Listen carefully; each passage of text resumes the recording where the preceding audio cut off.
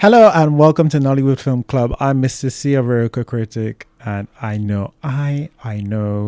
Look, if next week we do 1 second more than 2 hours and 10 minutes, let Mrs. C's mouth bend like this. Right, I promise I won't allow it go so long. I how can back to back weeks with 3 hours plus? I'm sorry. We are becoming more of a boss. I will clamp it down, I promise. And let me not waste too much of your time here at this point. This week our conversation was in collaboration with the good people at Nullifile. So if you want more conversations like this where you have cinema box office breakdown in Nigeria, please do follow them. I think their details will be in the description below. And also the timestamps for the sections, as always, will be in the description below. And I'll allow you to enjoy Nollywood Film Club recapping half of the year ish. Welcome to Nollywood Film Club in collaboration with, I guess, what we watched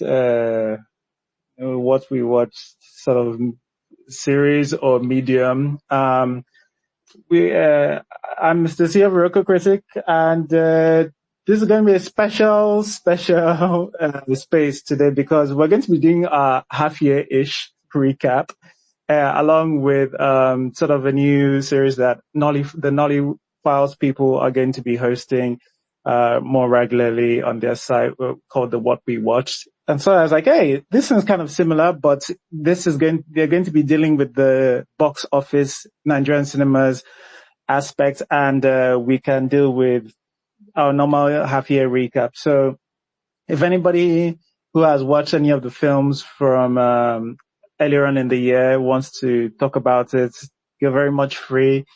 Anybody who has been like, oh no, what about this film I watched in cinema that you guys did not talk about? This is your chance to also discuss it. But first, think worth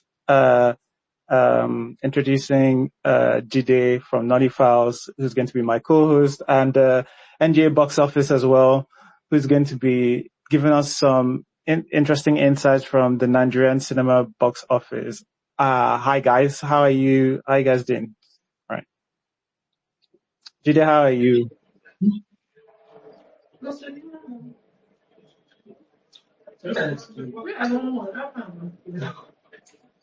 Hello? NGA Box Office.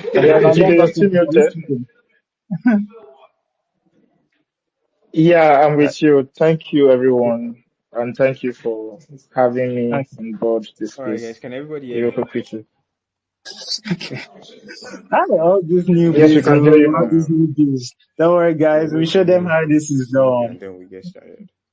Jide, can you hear us? Jide, Chineke. All right. I'm putting back. All right. Anyway, but last night we're going to start with normal recap. What we discussed. We'll start with Q1. We'll start with what we discussed Q1. Do you guys remember all that all the way back, 19th of January, 2025, when we started with I think we started with Drags, Jane's trilogy. At the time it was a trilogy, Abi. I think it's expanded.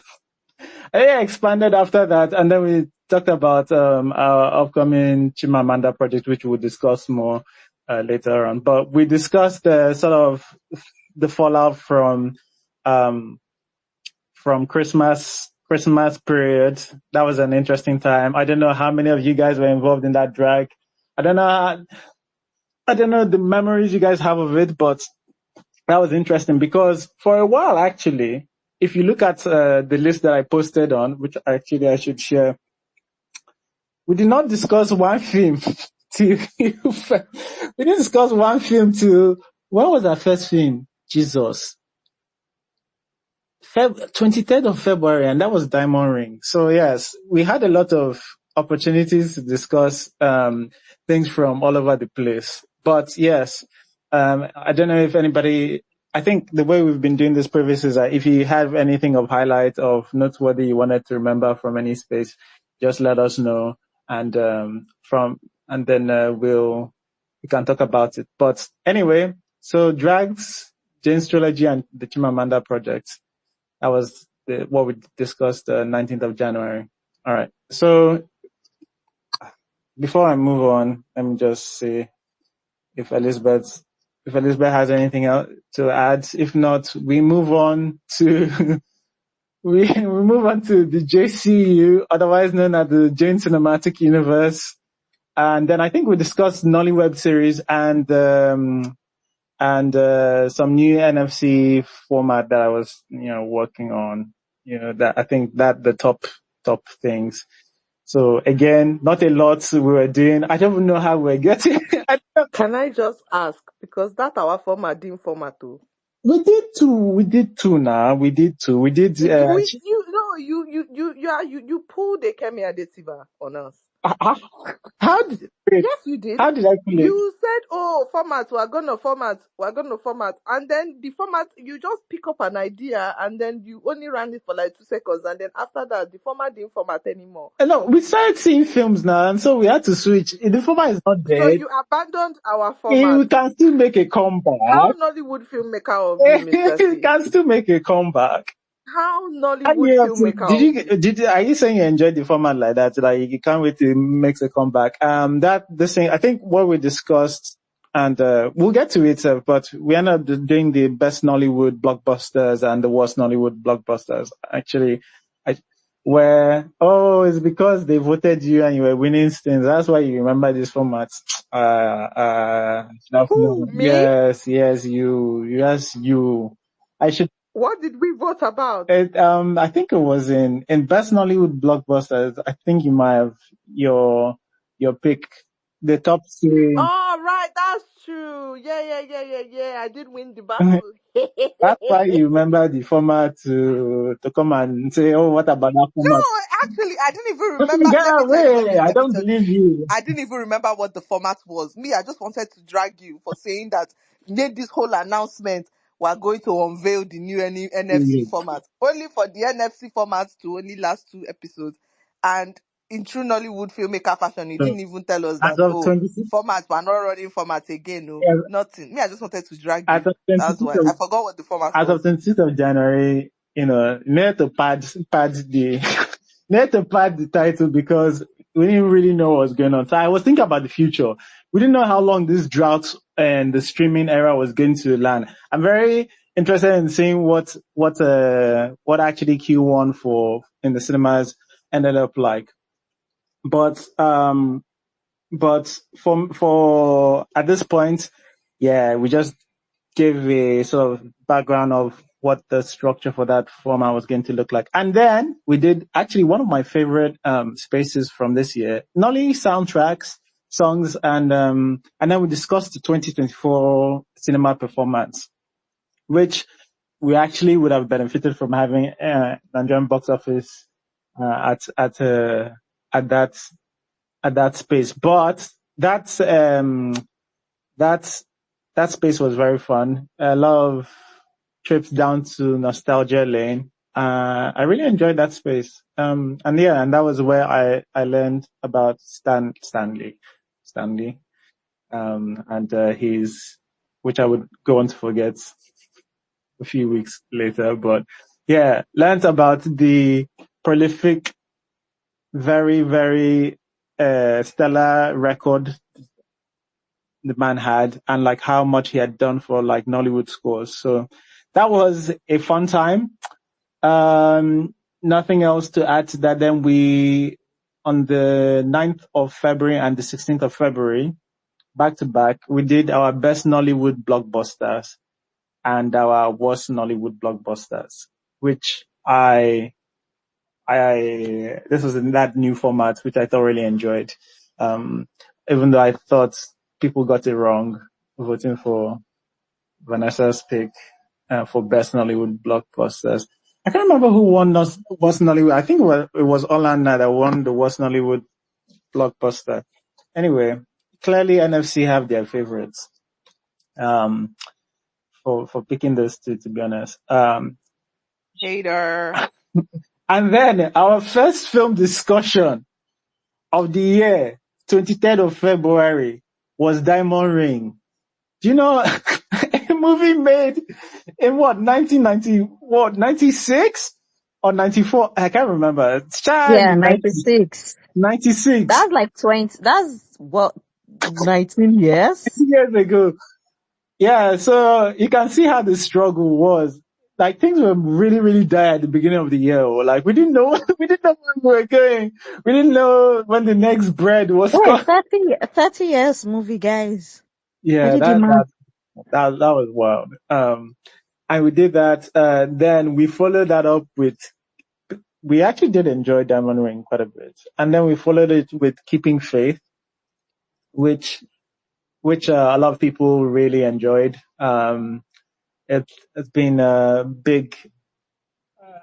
I remember enjoying it as well. Another classic again, something from uh the 90s. I believe. So it took till, oh Jesus, even after Keeping Faith, then we did half of A Yellow Sun, the book and film, which was a very interesting space where it forced me to read book, which I hate, but I did it. This message for you guys, and it was an interesting space because all that people said about the book was like, it was very, it's funny. Everybody had almost the same feeling about the book, very similar feelings that was very difficult to get through, which I also found myself. And then the movie did not do it anywhere near justice. And obviously we know how, if you don't know how Chimamanda feels about that movie, you should just update yourself. It's quite funny. She says so much with so little. And then it took till the 9th of March for us to see film from this year. And that film, guys, came in the form of Funke Akindele's Finding Me. So, guys, was it worth the wait? after, after all the, like after all bashing, the Nollywood bashing people have been doing, and then you became hungry for Nollywood film. And then Funke Akindele decided to give you Finding Me. I hope you are satisfied. I hope you are satisfied with that space. I hope you are satisfied with that film in general. I have only one thing to say about that film. What's that? If the Nigerian Secret Service wants to invest in torture techniques, let me land now. They should please show that scene of Funke Akindele. Who was the lead? It's FA, right? F.I. Wara. They should show them that scene of F.I. Wara and Funke Akindele kissing in the kitchen. That's all we need. Joseph Benjamin was Just in that that film. kissing scene. It will make whatever suspect you are trying to get information from Nigerian Secret Service, just show them that scene. They will cry. They will tell you everything. I promise. One of the worst scenes ever displayed in Nollywood. I've never seen such a crime to humanity in my life. I just remember that Alpha was trying so hard in that film. He He was tried laying the so hard. charm. I actually believed it. I almost believed My it. God. It's just that Funke self did not believe. I can't lie. He raised F.I. Wara stocks for me. No, ever tried. He was just in a different film from everybody else. I think one is the fact that I wasted my year. Guys, I didn't have a lot of time in January and I was removing time to watch films so I can come and discuss it on NFC and it was Finding Me. I have never been so hurt in this life. Like I was like, gosh, my time. And I felt like, you know what, you can actually DNF this thing, but I was like, if I DNF it, I'm a coward. And my mama raised no coward. Well, I've actually just been a coward because Finding Me, I can't believe that movie happened. Honestly, guys, that movie happened. I can't remember so much of it. But I remember saying that I liked Femi Adebayo in the movie, and he was probably also the only person in another movie. I think it was in a different movie. I think it was in a movie that was supposed to be comedic. I think it was in a comedy, and every other person took that film really seriously. And that's the one that I was most saying, like, if this was comedy somehow, you would have been. I really do not remember this film, and I'm so happy I can't remember it. But I know that Joseph Benjamin was inside. And you mean that after not seeing Joseph Benjamin in films in years, close to a decade, I found him in Finding Me. And I honestly cannot remember what he was doing in that film. Oh no, I will remind you. I also It can't remember is what one of that my film was favorite about. quotes. It's one of my favorite quotable quotes. Just picture Joseph Benjamin walking down the stairs as a bloke. That's all. As a bloke, oh I my god, I quite remember. literally quote as a bloke As a every single bloke. day. As a Anytime I'm bloke. As looking a nice, bloke. I'm not even joking, guys. I'm not even joking. When I finish getting ready for work in the morning and I look nice, I look myself in the mirror and say, as a bloke. Oh my god. At first I didn't remember this film, but now I can remember it. As a bloke. I still can't remember much about the film, to be honest. And I think I remember that bloke thing happening. I can't remember anything, guys. It was his opening he I remember wasn't, the dialogue. I remember the narration, opening I the can't dialogue, believe yeah. opening that I remember narration. it. The only thing I remember is that as a bloke, as Vanessa just reminded us, and then the kissing scene, because that can never, I can never, that's haunting. It's burned in Yeah, my it's just, brain. Sorry, it, guys. It's burned in my. I can never forget. Oh God. yeah, Oh yeah, absolutely not. this was the movie with the makeover. There was a makeover. Hey, you are getting it. Mm-hmm. Mm-hmm. Yeah, Oh god, that was an interesting. yeah. That's what. Anyway, after that sad, foyer we start getting an outpouring of films. I say outpouring, another one just followed. And that was Suki, which honestly, with Suki, it wasn't the worst, but this would be close to this was the last film that came out this quarter. It's not the last space we had this quarter, but it was the last film that came out this quarter that we discussed anyway on NFC. I remember Suki, and Suki was another kind of like almost, I like the intention, and I think Suki was this Nemsia product where I started seeing this almost another side of almost like a first features thing where they are making good. I like the way a lot of their films were being produced, but felt like something is missing in that story and that's not quite connecting. But I liked a lot of what Suki was going for, and I like that it kept it quite minimal in its bare bone approach. Yeah, Elizabeth. I just remembered something, and I'm sure I must have discussed with somebody on this space. So talking about Suki, I tried to watch Daredevil again. I remember it not having good reviews back then. And I remember watching it too back then. So I told myself, like, watch Daredevil again. Not the Disney Daredevil, guys. The original one with J-Lo's former husband and boyfriend. Ben Affleck. Okay, yes, thanks for the name. So I'm like, yeah, watch Daredevil again. Like, there's a reason why I liked it then. No, I know that this is not about Daredevil, it's about Suki, but I liked it then because of the fight dance thing that happened with Elektra. So I'm like, let me remember if I watched closely. Guys, I watched it again. That was Suki backstory was Daredevil backstory. I'm like, niggas, oh yeah, they killed your daddy because he was not going to throw a fight. Oh damn, Suki, you're here again. And honestly, I know that, I believe that a lot of the novel, I'm using bourgeois language because I don't want to say new Nollywood because the class of 2005 thought they were new Nollywood. Anyways, the novel new Nollywood, these guys cannot do without jacking stories from Hollywood, like cannot do without. I don't think it's bad, but I just found it so unoriginal and also the reason why Suki actually, it didn't fail again, we can always applaud the effort, because seeing actual good real fights, choreography, even if it didn't go anywhere, I thought it was effort, B for effort, C for effort, any of those, but not A. And you can see the reason why it really did not hit the mark, because when you jack and I'm not going to use the word trope, when you jack a story, when you jack a bit of a story, and you're tacking it onto the story you have in your head, it does not follow a proper fluid ending or journey, because you don't know exactly the theme that this writer or whatever they're trying to explore, and you decide to do your own.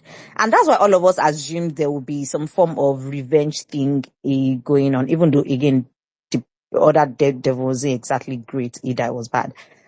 And so this also turned out to be, and that's why it left a lot of people on the, because I remember very well, at least me, speaking for myself, is there exactly a revenge story here? And Suki as a character was a character that in the first act, things happened to him, horrible things, including the person that adopted him for like 10 seconds still got killed.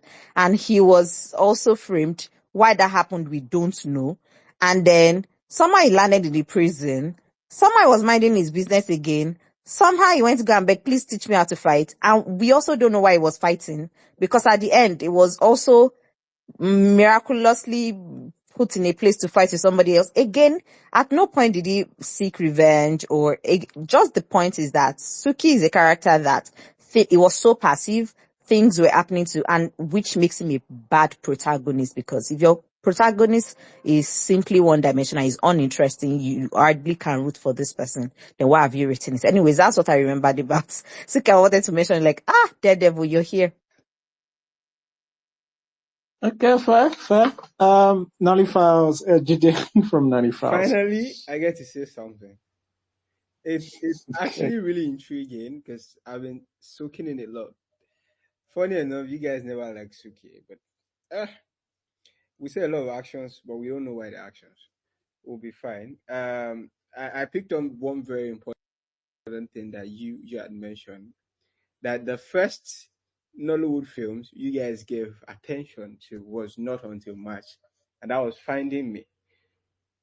But we had a few Nollywood films before March.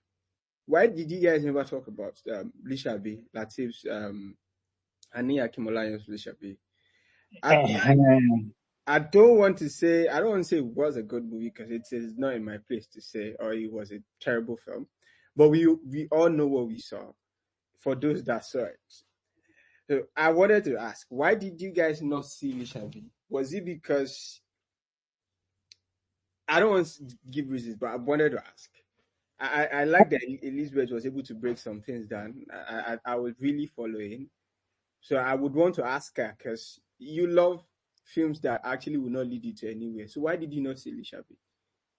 So Okay. No, you asked Elizabeth to. well, one is an Elizabeth question, one is an NFC question. Let me answer the NFC question, then Elizabeth can answer the Elizabeth. Oh, yeah, after the NFC. All right, so the NFC, this thing about, like, in terms of what we host, is that it needs to be globally available. I think Lishabi is geo-locked to Africa. So that's why we didn't discuss it. But Elizabeth, do you have any this in terms of, like, I don't know whether you watch it or whether you give it a chance? Yeah, Mr. C has actually answered most of it. The truth is, I watch Nollywood now because Mr. C forces me to. Oh, Because if he does not, I'm using it as a crutch to actually come to this space to talk about films that I like watching. But you're actually right. Why did I not watch Lisabi? I'll tell you why. I can't remember. I think I liked King of Thieves. Actually saw it at the cinemas. Of course, didn't like the third act, but yeah. Saw that at the cinema, thought it was tight. Watched Kulia for Lions, the first one, didn't watch the second one. And then I've not watched any Yoruba epics since then, considering I really grew up on watching a lot of Yoruba epics, Lalude and Co. And which one again? Yeah, I have one other reason. There was one that came on Netflix. I remembered, I think Odunlade was in that one. I think one of these guys also made it. Can't remember the title now. I Is it think Jagu was La. Jagu? Is it Jagu Jagu? It could be that. I remember downloading it and I saw it on guys. I saw it on a flight. I saw it on a flight to Nairobi. I think I was so mad at myself. I was questioning my life choices, and I think that was what put me off Yoruba Epic for so long. So if Mr. C did not say, go and watch Watch it. Lishabi, there's no reason why I will set my computer and watch. I'm sorry. It's not What happening. was the I mean, you saw Jagu Jagu and then you grew up on Abjawarabi. What was the thing that put you off the most, and how would you rate the journeys of Yoruba Epic from there to now? Like, are there any significant I mean, there are, but what that Okay. you could Yeah. I like that question because again, it might also be another thing of, where I am in, I don't want to use the word time. It's possible that I'm remembering the older epics fondly because I watched them when I was younger. That's a possibility. But I also think I mean, considering I used to also like some certain over the top Bollywood that I would not give attention to again now, before like 20 years ago. But I really think that there's something about the storytelling that has changed in the way, there is a way we tell stories now. I think we aim to impress, and Yoruba filmmaking is very didactic. I think I've actually outgrown people I don't want to see it. Like, I don't mind that it comes in the third act, but there's something that was off, at least with Jagun Jagun. When I started watching it, it was so, I don't know if it was stressing me, okay. the story before it started, the long dialogue. I thought the dialogue was witty at some point, but again, I didn't know what was going on. I was like, you know what? If by the fifth scene, I still don't know what's going on with this, I'm out. And then that was what happened. Because there's lack of clarity. I think the older ones, you quickly get the point. You know what's going, you know the bad person, you know who is about to go against who. I think films used to start very quickly before. Now you are hearing that we need to hear the Just backstory driving. before we even make sense. Hmm. All right. Okay. No, thanks, Elizabeth. Nduka, you have your hand up. Is there something you wanted to add? Yeah, so I was going to push back on Elizabeth's dragging of Suki because I think I even mentioned that day that I thought Suki was really good because the point of Suki was to put that guy Suki in situations where he had to fight, and every time they delivered there was a bloody fight all the time, and I thought that was like cool. At least that's what I remember from Suki at the moment. But as a So yeah, protagonist, but wait, Uduka, as a protagonist, wait now. Because that's, see, waiting, I'm that's a waiting. one-dimensional, that is a one-dimensional character. But However you like turn it. all of Van Damme's characters were one dimensional. No. Let me Van get Damme this was started on not Steven always Seagal. in, no. Van Damme was not always in places where, oh, I have no choice, I have to fight. No. He was going to his room, tying something in his head, freaking. The point is that even if you make action movies, right, your protagonist can't be passive. This protagonist was so passive, he even did not know what he was doing until the very end when we all now figured out that that guy was the one that killed his father. And oh yeah, how convenient for the fight to not happen right there. It felt so neatly. It's not even Deus Ex Machina at this point. It's just I, God knows where. I agree. I agree that it was convenient, especially that that guy was there at that fight at that particular time. I agree that it was convenient. Or Yeah. as a But protagonist, just to think he's Elizabeth. just too passive. Yeah, I'm also with Elizabeth. I think passive was something that we use on that space, and I think the one-dimensional thing is something that I had a critique of in both sort of the way the protagonist process things and even in the fighting style. All of the fighting styles felt very similar from everybody, by the way, not just like one person had a particular fighting style.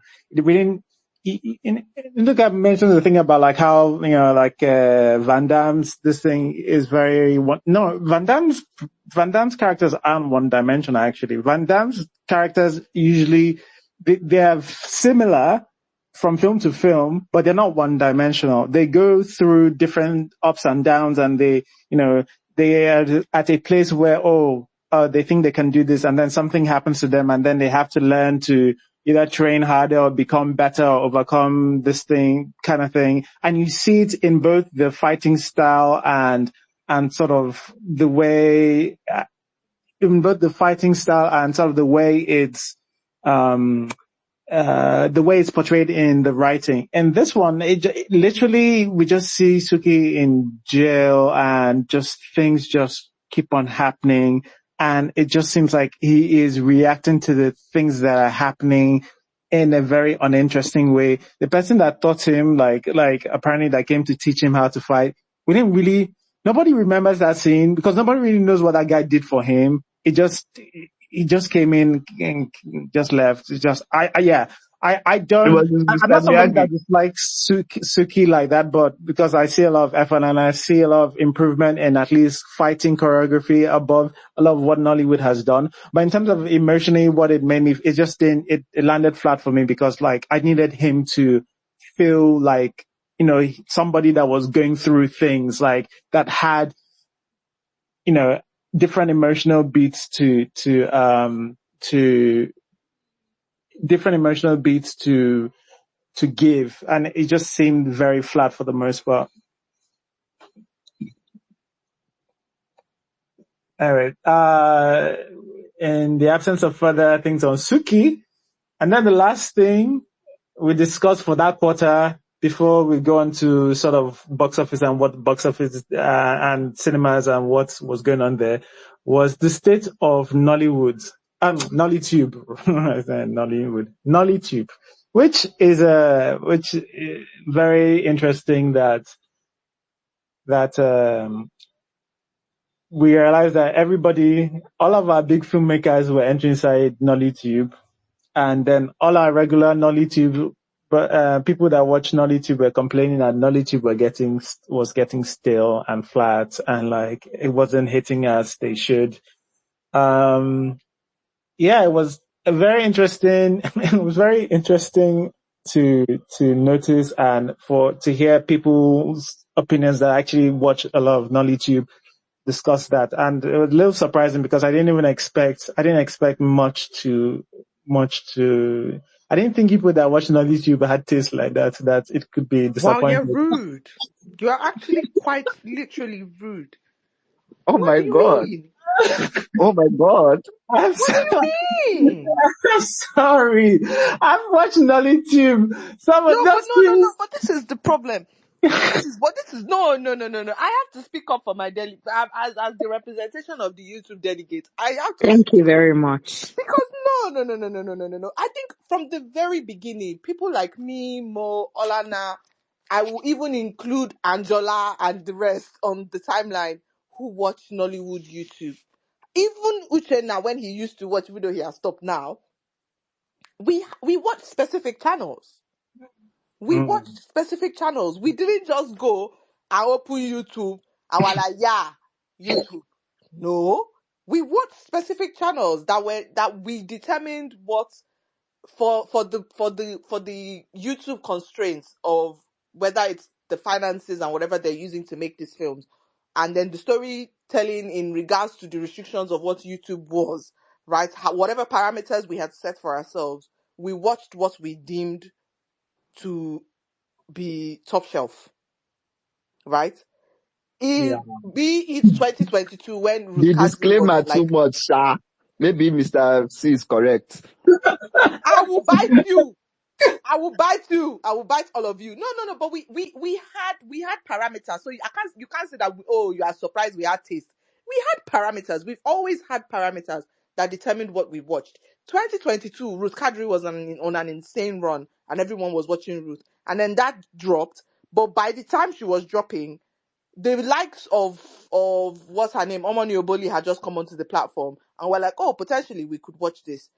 Bolaji Ogunmola was still releasing one film every other 3 months, and so when she would drop, we would watch that. The Royal Arts Academy and MME Songs, their channels also ran. They were not like in the forefront of the YouTube, but they've been there the longest. And on occasion, they still gave solid-ish work for YouTube. we had a specific certain number of channels that we watched and still do. So that's where the concern came in when we had that space was Yeah. we already have the parameters that determine what we watch, and even that is becoming a bit saturated, especially given the model of releasing every week. Some people release every Tuesdays, some people release every Fridays. Only a certain number of channels still kept their release to sporadic. A lot of channels, to maintain viewership, to maintain followership, released weekly. So if all these Nollywood filmmakers were potting to YouTube, it was going to be an overload of content. And I refer to it as content, not films, because that's what it is. The weekly upload makes it content. And that was our main concern. However, I guess we jumped the gun because all these people made announcements and they did nothing. Apparently they That made is announcements that they were going to do YouTube. Actually, they were in the back coming up with 300 streaming services that they were all going to launch within 1 week. For sure. that's true. I just remember that. Even, Oh. Oh, oh I wow, think you can see. this people's head and so many. What do I want to Because do? that's what Kule Afolayan said. He has opened YouTube. He will put all his daddy's old films. Till Uh, today, we've not seen anything. He So, has actually been yeah, doing some things up though. he has has he? Yeah, he has dropped some of his films there as Igbo well, right? I know he film. dropped It's the not his 15. own. Me, I'm looking for his daddy's own. I want to watch. Wow. After he started with his own. Huh. All right, so that's how you are. Okay. All right. No. So I think, and Oh, that. sorry. One last thing. I don't think we can talk about your Nolly YouTube if I don't drag Abimbola Craig. Funny enough, Because you remember during that period, every week one of the you'd ask us godfathers what we of were Nolly watching. people, one You of the remember you would godfathers ask of us every Nolly week what we were watching, and I would drag Yes, yes, Abimbola yes, Craig. So I feel yes. like to conclude it all, What has she I have to done? drag Abimbola Craig again. What did she do? Abimbola Craig, that your web series. What's the name again? Skinny girl? I can't No, the remember one that she that produced. God, I want to say, The one she released for Vanessa, I know you are speaking. I know you are speaking, Vanessa, but I have to say this, guys. You don't understand what happened. She tricked us, guys. She tricked us with this assumption that, oh, well, she made, her made, them made. See, what was that thing? Skinny getting transit that maybe we will like this new one. Guys, I don't think you understand. Every week I tune in, the story was not going anywhere. I tell myself that, and you know, when you have that, sunk cost, when you're experiencing that sunk cost stuff where, you know, you're supposed to stop watching, but you tell yourself that if going to maybe get it will be better next Comes episode. Perhaps fallacy. Every next week week, all will be revealed. No, me every and Mo week, every week we'll go back. You're in too deep. We're in too deep. We can't go back now. every week, What's that song that is trending on TikTok? I can never go back. Oh. Well, we didn't go back. Oh. every week we'll be complaining. We'll say, Every please, week. something happened. No, Abimbola Craig did a strong thing. And that's why I want to drag Abimbola Craig. She used, what's his name? Ayolola well. and He actually played lead in that Mimi film. Taka That to is. blind our eyes. No, It was all a lie. Abimbola Craig never repeats such. I don't. If Do, I should hear do win you know, that Vanessa, at season some 2 want to point, come out. I don't think I tweeted that I was watching this thing because I No, me, couldn't I say it stopped out tweeting loud. after episode 2. I stopped tweeting after episode 2. I Can't said be like, no. can't be like serious gaslighting because I'm like, Hey, is this really hey. happening on my data? On my personal data, oh. Mind you, I never subscribed to the channel, but YouTube was trolling me. And every time I would open my app, if there was a new episode, YouTube puts that episode right in front of my eyes. No. Abimbola Craig did me strong thing. And I don't know if she's listening. If anybody listening to this knows her, tell her to not even try. That she wants to write, produce, direct, release It must not season happen 2. again.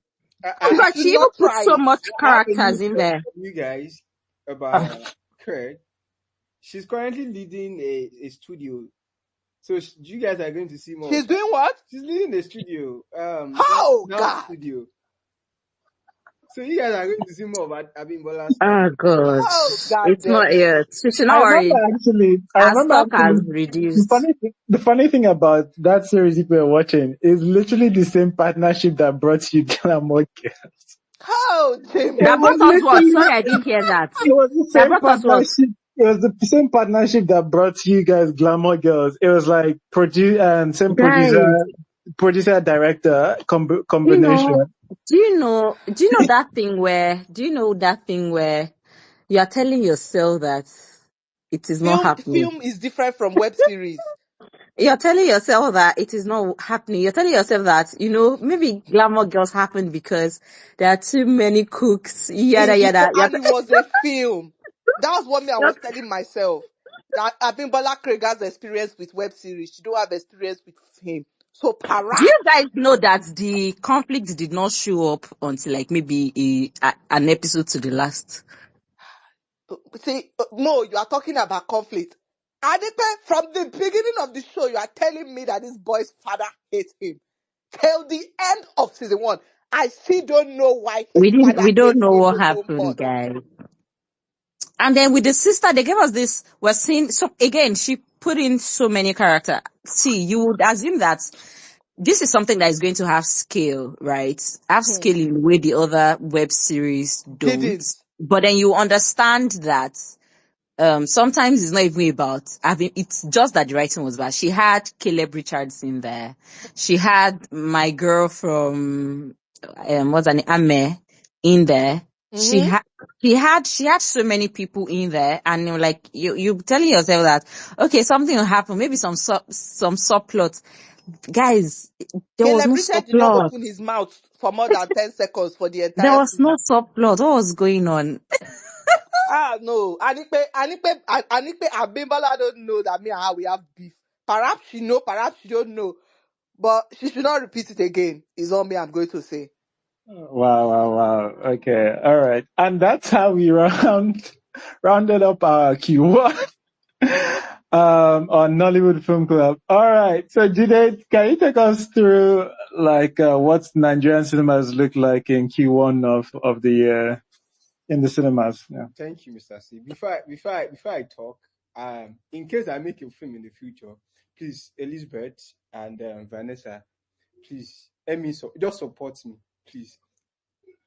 That's all I have to say. Because tough, but yeah, this is the money part, and I like money. I'm a man, no, but I like money. Everybody should like money, but if you don't like money, now you know.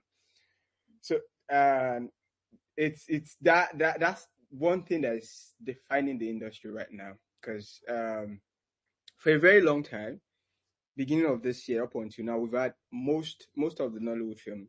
We go to cinema instead of streaming. I don't think it was like that last year or 2 years ago. We had a lot or a fair share on streaming platforms, but this year it took a different turn, an interesting turn, and it all started when we had some big giants exiting the oil industry or reducing their investment, as some publications said.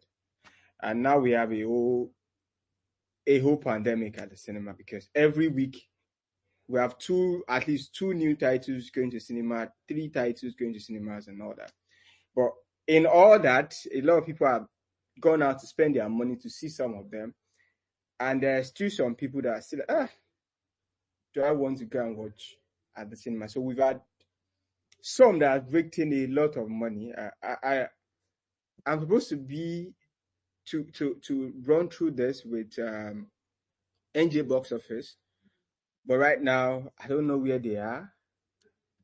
Maybe they had money and ran away, but Ah, he was here. Oh. he was He's in here. fact he He had money and ran away. literally just left as you were speaking. No. So maybe you caused it, to be honest. It's But like internet. It's internet. They are uh, connecting. Oh, now they have dropped off. yeah, it's the internet connection. They'll yeah. That's NJ will come back on. It's just probably internet issues.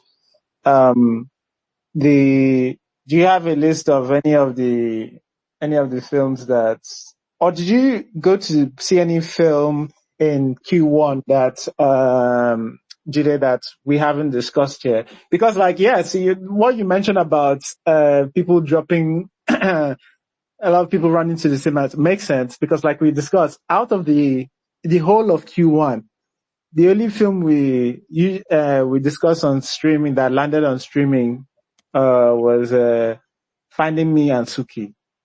The whole of Q1, as it's very, Yeah. very different from previous years. But yeah, is there anything you saw in Nigerian cinemas that was a highlight for you, or that you remember, or just in general that we didn't I discuss? actually speak based on box office records because I want to talk about money, attention. Oh God, I wish I know how to sing, but not the time. I want to talk about money too. Let's talk about money.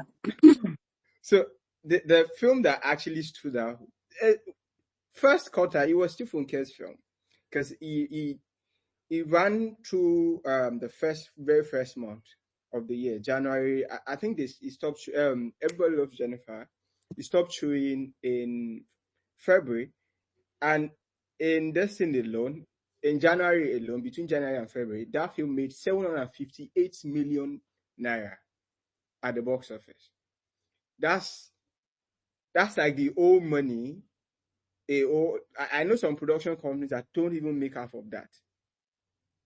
I mean, no shades, but small shades.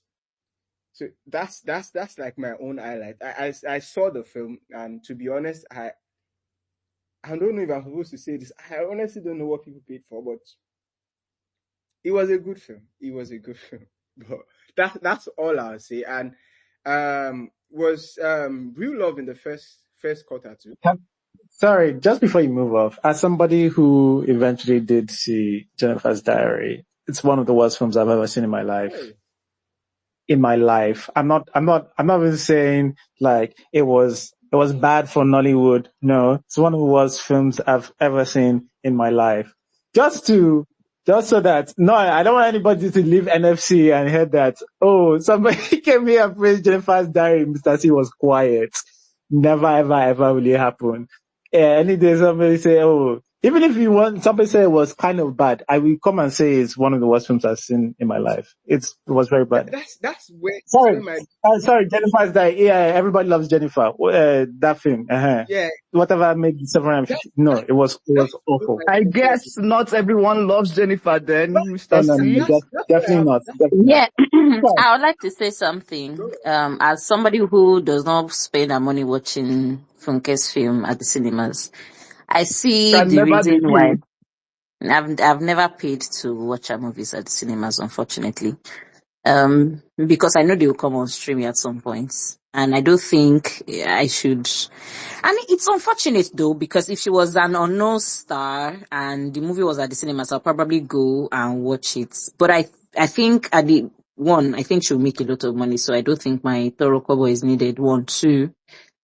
I think the reason she appeals to people is she makes family themed movie, and that is usually what people want to see in Christmas, right? So she makes family themed movies that have hearts and they're funny. So whatever quality in writing or acting or whatever be damned, she gets the crowd going. So that's good. And two, she has invested in um social currency, and she's good for it. So I think all of that works together for her. Personally, I would not. I mean, she made Omo Ghetto, I think in 2020. Omo Ghetto went. I think that would also be her first big film. She had Jennifer 2 or 3, one of the Jennifers at the cinemas a long time ago, maybe around that 2011, 12. Can't remember now. But I think Omo Ghetto would have been. Jennifer. It was. She didn't have the first Jennifer at this. She did have a Jennifer at the cinemas, and I think it was second Jennifer or something Jennifer. Jennifer was the second one. No, he cannot be. She had a Jennifer when I was in my third year in uni. The one where everybody says Gugu Biscuit, the one that changed, pop culture. Then she had a part 2. Yeah, there was a part 2. Was There was a Ayeto part Jennifer 2. or something Ayeto? No, not the Ayetoro one, the one where she met Banky W at the airport with Whiskey. And now, she had to go back to, she went to Ayeto at some point. Oh, yeah. And so that was the one that came out at the cinema. She showed that one at the cinema. That one made money back then. That was before she now did Jennifer's Diary. But point is that when Omogeto 3 Guys, I used to think Omogeto was too. It was the third one when it came out in 2020. I knew I was not going to watch it because, guys, I knew when first Omogeto came out. And it was it was an adaptation of a old Bollywood called Sita and Geetha. But I knew when it came out then, it was funny too, it was pop culture, whatever. But in my mind, when they said she was doing Omogeto again, the question was, why would you in your 40s be running around the screen still doing Omogeto? I did not buy that concept. Like, there was no reason why I was going to go to the cinema to go and pay for people in their 40s running around sagging Shokoto, which was actually what happened again. I didn't finish it when it came to streaming. I was like, you know what, it's not for me. Same thing with Toyin Aima. Could never seen any of her movies since she did that one too she did when I was in final year. Can't remember now. Anyways, that popular one that she has Alakada. rinsed and Alakada. Yeah, she's rinsed Is and that repeat. one of the Alakada?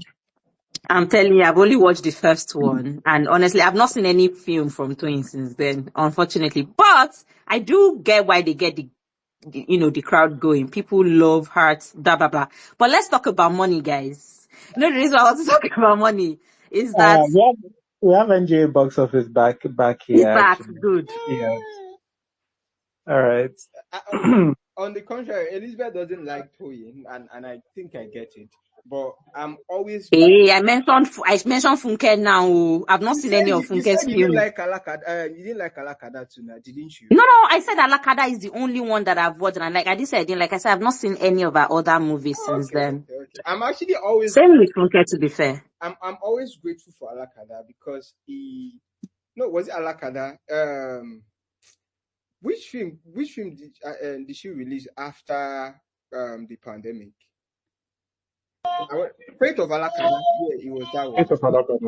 I'm always grateful for that film because it was the film that actually brought people back to the cinemas. Maybe that was just my thought, but I think that film. Are you sure it's not? Are you sure it's not Mogeto that brought? It was Okay, people Omogeto. didn't leave cinema actually. Oh, People didn't leave cinema for Mogeto. Yeah. it was. Wait, people didn't leave cinema. Wait. What are we saying? Yeah, he said that the movie that brought people back to the cinema. But I'm saying, I wanted to say maybe Omogeto brought people back. Yeah, But then I Omogeto. remember that people did not leave the cinema before Mogeto. Because I think COVID if just I remember, happened. if I COVID just remember, happened. okay, so it depends on what he means by returned people to the cinema. Because if I remember correctly, because when Nigerian box office used to drop numbers, I remember 2020 is one of the years that has sort of I think it has maybe 48 weeks instead of 52 Because weeks there was a lockdown, Mr. C. because So of it's not as if yeah. people left the cinema. People didn't leave. We were all forced to sit in our house because we Oh, were but, all. but that's what I meant. So I don't know what else That's what I nullify meant. I mean by returned people back to You know, there cinema. was a dip. There was a dip in 2022. Okay, There was a yeah, dip in 2022 because, in fact, people like to industry stakeholders like to misinterpret the data to say that COVID was the reason why people sat at home. But no, that yeah, year, people ran to the cinemas in 2020, the moment they opened the cinemas. Yeah. And 2021, there was an uptick. There was even an up, though it was lower than, I think 2019. Can't say the number and I don't have it in my head. But I yeah. think there was an uptick in 2021. The first downtick 2021, was in yeah, 2022. 2022 was when things. Yeah. Anyway, we have the actual person with the numbers. I beg. Let's Jide, over to you, and Let's let's let's let's enter put the numbers. all the thing on his head. But Mm-hmm. NJ box office 2019 and 2021. Which year was the best for the industry? Hi, can everyone hear me now? Yes, Yes. we can hear you. Okay, yeah, sorry about that. I think it was just like a glitch in my connection. Um, yeah, 2019 was obviously the better year, overall for the industry. 2019, 2018, we're pulling over 5 million people to the cinemas. And then COVID happened, the shutdown. Um, I think that year we had about 1.7 million people because cinemas were closed for about 6 months. And then 2021, Elizabeth was right. Once cinemas reopened, we had people rush back. I think with like 3.4 million thereabouts. And those numbers were despite the fact that there were very few Hollywood releases. as you would compare to other years. And then we started having a decline 2022. There was a decline 2023. There was another decline. And then luckily for us, 2024, there was a slight rebound um, in the numbers. And then 2025 were, 2%, right? yeah, there was a 2% increase. So it was like 2.6 to 2.67 million. It wasn't significant, but I mean, it was something, right? Just because like the inflation and everything within the macros were really tough, but maybe more persons or more people still came out. But yeah, 2025 numbers have been way, way better compared to what you had in the last 2 years. It's closer to what we had in 2022, 2021 levels compared to the last 2 years. So yeah, that's where things are. So how? I'll leave it to Nolifas to actually No, go do more ahead with the questions. But question. I like. one question I did want to ask is, in terms of 2024's numbers, how is it in comparison? Like, what's the uptake from 2023? Are we saying, are we talking about 5-10%? What's that in terms of the total number of attendants? Okay, so I don't know who said 2%, but it's about 2%. So what we had basically was 2.6 million compared to like 2.67. So it was very marginal, but from an industry perspective, I think it was a welcome idea that we did not decline for like a third consecutive year. Of course, every person knows like the economics have been tough, like the devaluations and the macros and everything was just really tight. And this is an industry that heavily relies on people's um, consumer spend or people's free money, if I may say, um, to to fall back on, or that's what really makes the industry for them. So not having that would really, really impact whatever numbers that they were getting. But yeah, in 2024, we saw those numbers marginally increase. So it was just a 2% increase, but then it was a welcome idea just for the fact It that was a the good two development. previous, yeah, just for the fact that the two previous years had been really, really bad. Okay. Yeah, yeah. Let's bring it home now because uh, the goal is to talk more about what has happened in the first quarter of the year and then everything that's currently going on right now. Okay. What is your what has been your, apart from, I mean, everybody loves Jennifer is there. What has been your biggest surprise at the box office? I'm talking about it.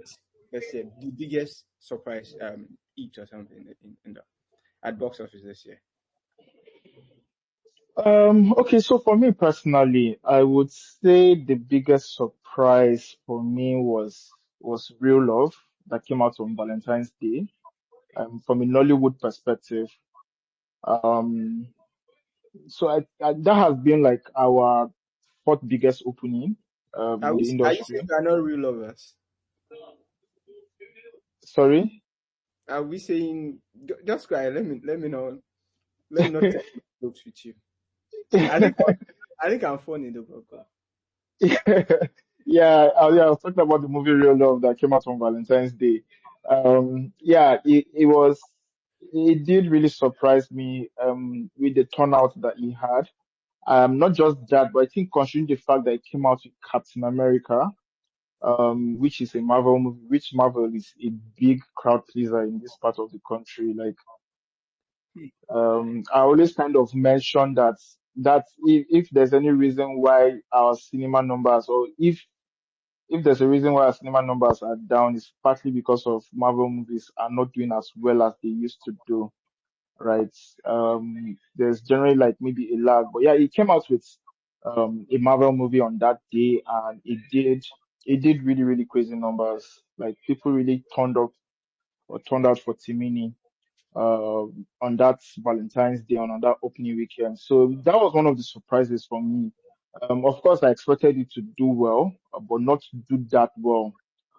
So it was really, really impressive for quarter one, for Nollywood, for me. What about flop? Like your biggest of this year, a movie you expect you to have done better than it did. Um, so there were a couple. I think one of them for me was The Artifact, which had Kunle Remy in it. Yeah, it's not a genre that would typically do so well, but I probably expected it to have done better numbers than what it did. I think the lifetime was about 18.3 million at the box office. So I think those were like that was one of like the down parts for me for the box office for quarter one, if I would say. Um, then just to also go back to your previous question as well, like about the movies that broke out and surprised me. I think Summer Rain 2 was one other movie So um that also did um surprisingly well that at the was box office. Bolaji's first cinema produced project. Y- yes. It was Bolaji. So it's a movie that I mean she came out and she wasn't using any popular or she wasn't using like the mainstream distributor and all that. But yeah, I think relatively for being like a first timer and coming out of on your debut box office and then grossing a total of 73.9 million. I mean, it's decent.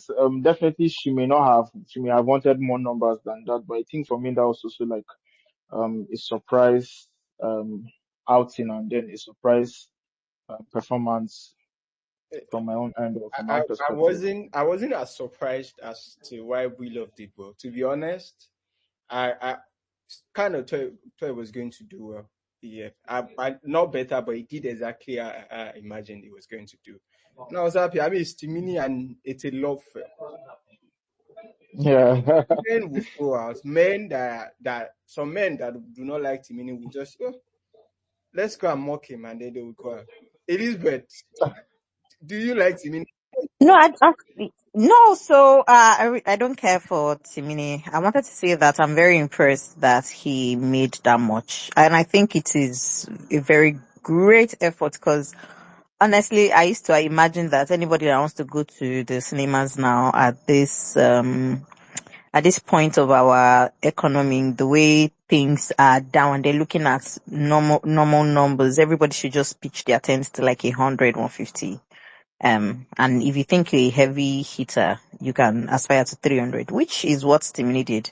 This was his debut and he went all the way to 300. And I thought it was a big feat. Also, I don't know who distributed for him. Didn't really bother that. And I did not even see the ad. Let me not lie, guys. I did not see the ad, but I knew he had something coming to the cinemas because people were posting on Twitter. And I was impressed again with his marketing because, obviously, I don't think Timini is a dancer. I mean, everybody is expected to do a little bit of jiggy here and there and catching. What am I saying? Anyways, just do some, the usual, social currency thing, have it going. And I think he did that. But I think that as at that time, I thought his marketing was targeted, and I think that is awesome because I don't think a lot of people do targeted marketing. He capitalized a lot on he and his friend what's her face Bimbo having a couple of skits together to market, to market the film, and it's interesting to find out that Bimbo was not even the leading interests the love interest in the film because I remembered somebody mentioned it again on Twitter. I was like, that's interesting. Again, I'd not seen the trailer, and I was also not going to go to the cinemas. Apart from the fact that first half of this year was really packed for me, I'm very impressed. Having 300 plus is not small feat, but I'm very very impressed. Impressed with the see the marketing is that bit where everybody don't I think it's hit or miss for a lot of people. Not everyone is going to be Funke. You probably will never be a heavy hit at any point. She's built that giant social currency and she capitalizes on it every Christmas when people have money and all of that. So, and I don't think people should be targeting outliers as their benchmark. Everybody should be saying, you know what, I want to do between 100 and 300. That should be everybody's goal.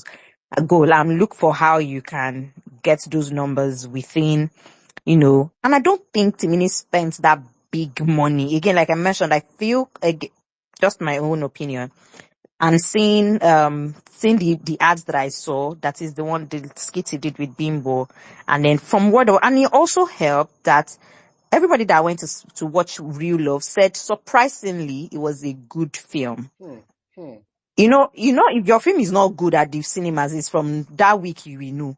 People won't buy it, and a lot of people will badmouth it. And once they badmouth it on Twitter, you're going to discourage a lot of people Can from I going. So I disagree think with the you? fact that it was good. Can I disagree with you? Sorry, what did you Can say? I disagree with Yeah, please go ahead. you? Go ahead. So first, I think what works well, it's you mentioned social currency.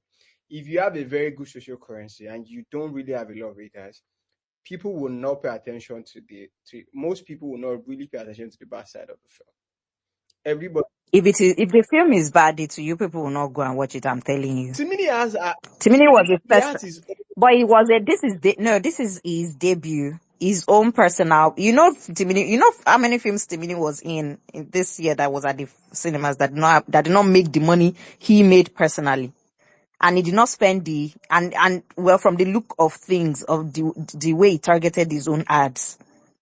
I don't know if you can triangulate that. The only Personally, thing, let me tell you, if Everybody Loves Jennifer was as good a film as A Tribe Called Judah, Abi, what did they call him? yeah. the fact That is film, sha, if Everybody Loves Judah was just a tad as good as A Tribe Called Judah, it would have made more money than A Tribe Called Judah. yes, but it still made plenty. Which it did, but the number of people who went to Oh, I watch see it now. Yeah. dropped. Yeah, She dropped now. She dropped Yeah. numbers. So that's the thing. Your film has to be good, and it's that first week that you will know. That's the reason why Hollywood used to wait for that first week.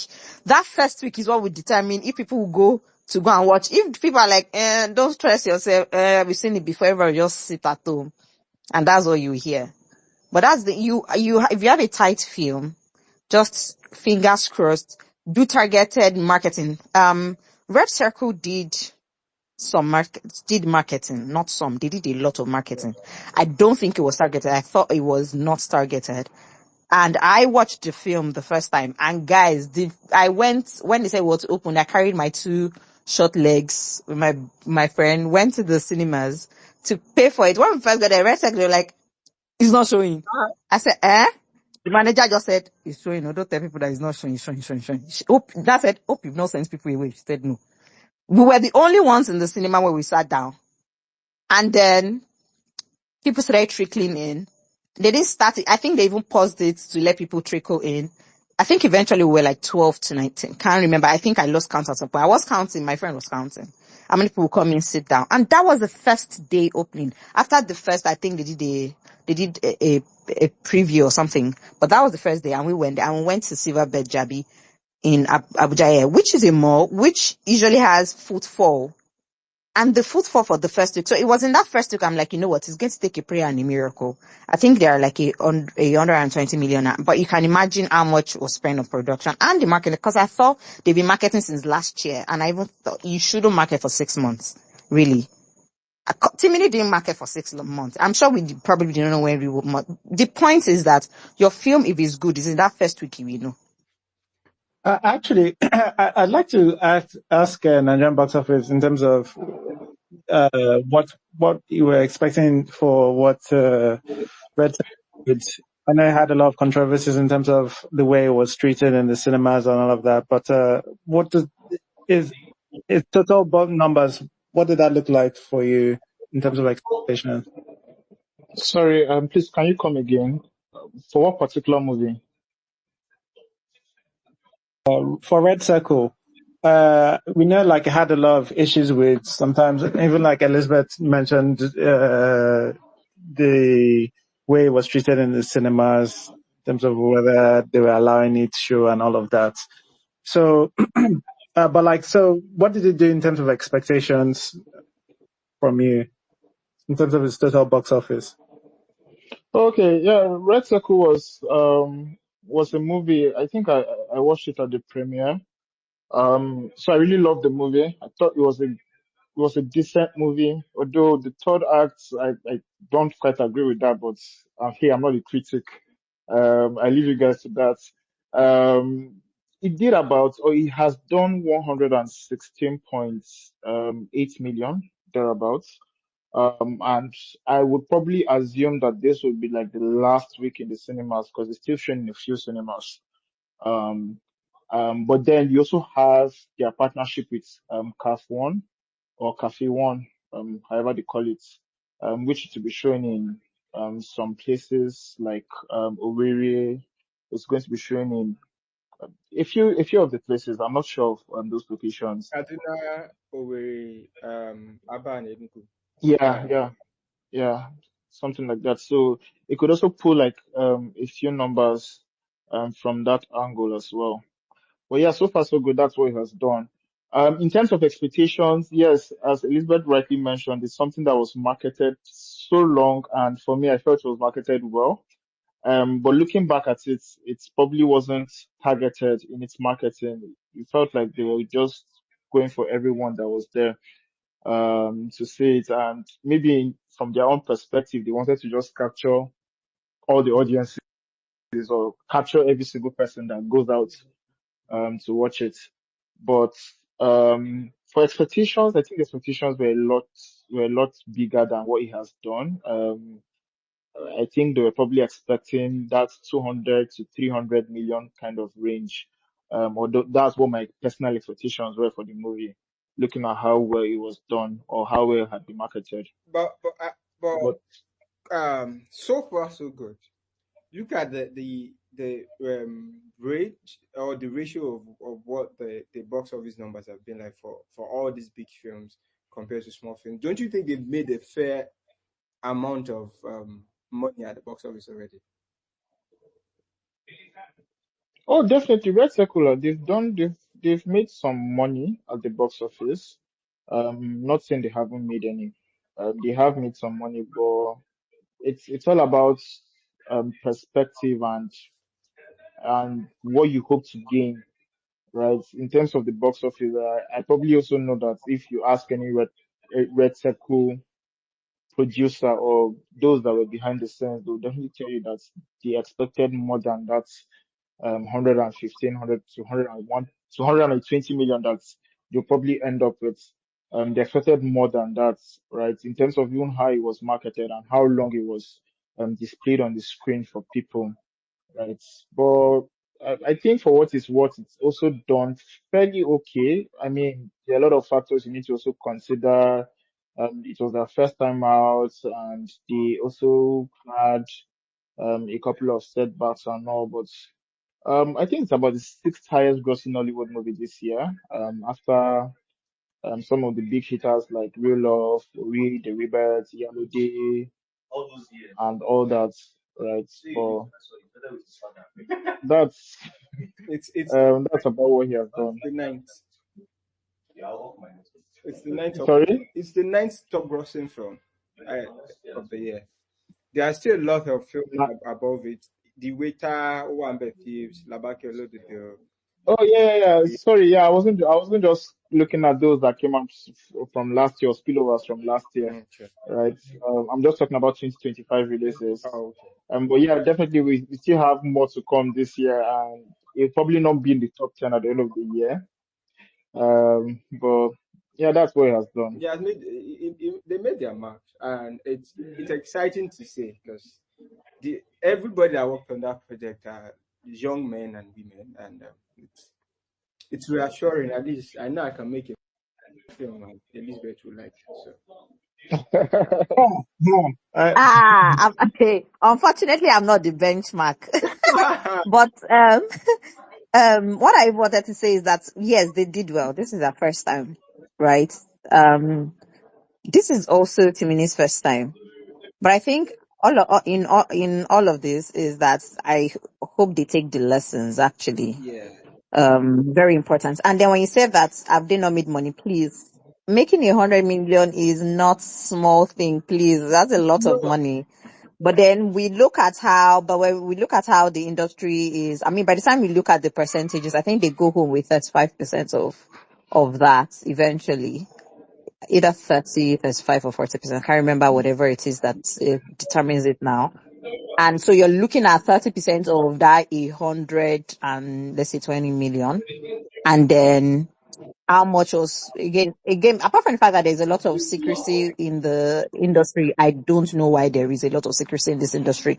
It would have made sense to know how much was spent on production, on marketing. That is how you know if filmmakers are making their money back. And I mean, nobody is consulting me, but I would say that if you are going to the cinemas, you should have a peg like, okay, you are going to make between 100 and 300 million. It should be, if you make above 300, yeah, congratulations, but you should be really setting your tent at 100, 300. And if you are setting your tent at 100, 300, you should not spend more than 25% of it, 30% of that on your production. Do the math, guys, because that's the only way you break even. If not, you have to look at other, of course it will not end at the cinemas, but then streamers and apps in what is it in like, what does negotiating with streamers look like now? Not a lot of people will tell us. We know that when streamers were around, I think people were complaining about the prices then. I think there was time they were doing 20,000. That was Netflix, and somebody mentioned it. Can't remember who now. And I don't know how much Prime. I think somebody mentioned 100K again. All of these are S again. The industry is so tight-lipped. So how much again with this one that a lot of our films are geo-locked. And the money you make at the cinemas is also what will determine how you negotiate again with all of the streamers. So we're looking at a lot of distribution, brouhaha here afterwards. But then kudos to anybody that sets their cameras and makes a film and takes it to the cinemas. I mean, one thing, Shad, I know this year is that this is a plus for even though streamers have gone, investment has gone down, but the plus is that everybody and their daddy have gone back to the cinemas now. Something that should have happened in 2022, which was, I think, also the reason why there was a dip in 2022 and also affected on them. Exhibitors start pricing like mad people.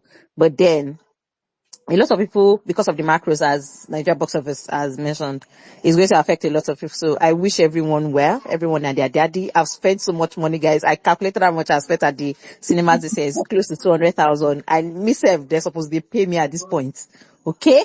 100%. You know what? That's something I'm going to be interested in by the end of 2025, comparing, sort of comparing like the box office numbers at the end of the year with when sort of streamers increase their rate of licensing in Nigeria.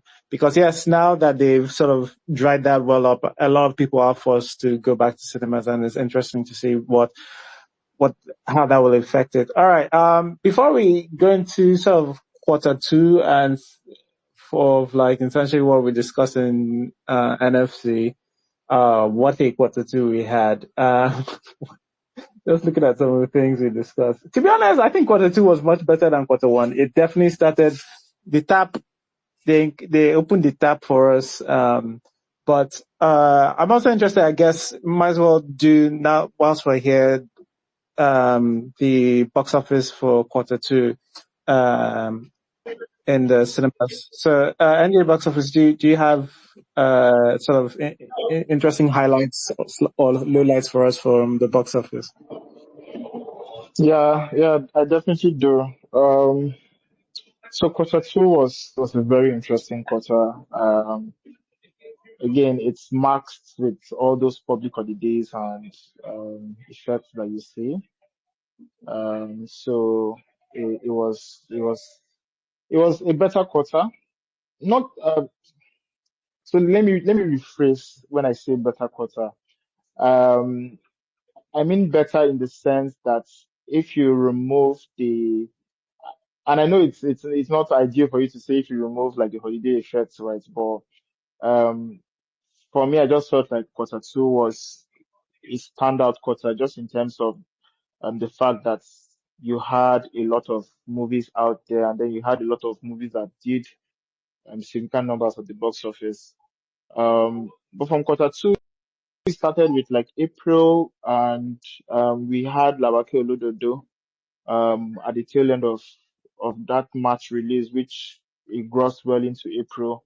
And it did okay too. That was a Yoruba epic, and it was um correct me if I'm wrong. I don't know if it was the first time for Iyabo Ojo coming at the box office, but I think it was her first time. And she did quite well. About 264 million. And then you had the Easter corridor where a lot of filmmakers also came out. We had movies like Make Mission. We had movies like um One better. yeah, Owambe Tears. You had Ashebit Diaries. You had RMD's release, which was a week before. In that April window, and those movies for what they were worth, they did decent number in in regards to that. But I think with the highlights being Owambe Tears, which did about 205 million. I personally enjoyed Make Mission. I thought it was a fantastic movie. A bit stretched, but I felt like it was really good. Um, I also heard good things about Shebit Darius. Um, and for One Tears, well, not so good, but he made the most money amongst the movies that released in that April slash Easter corridor.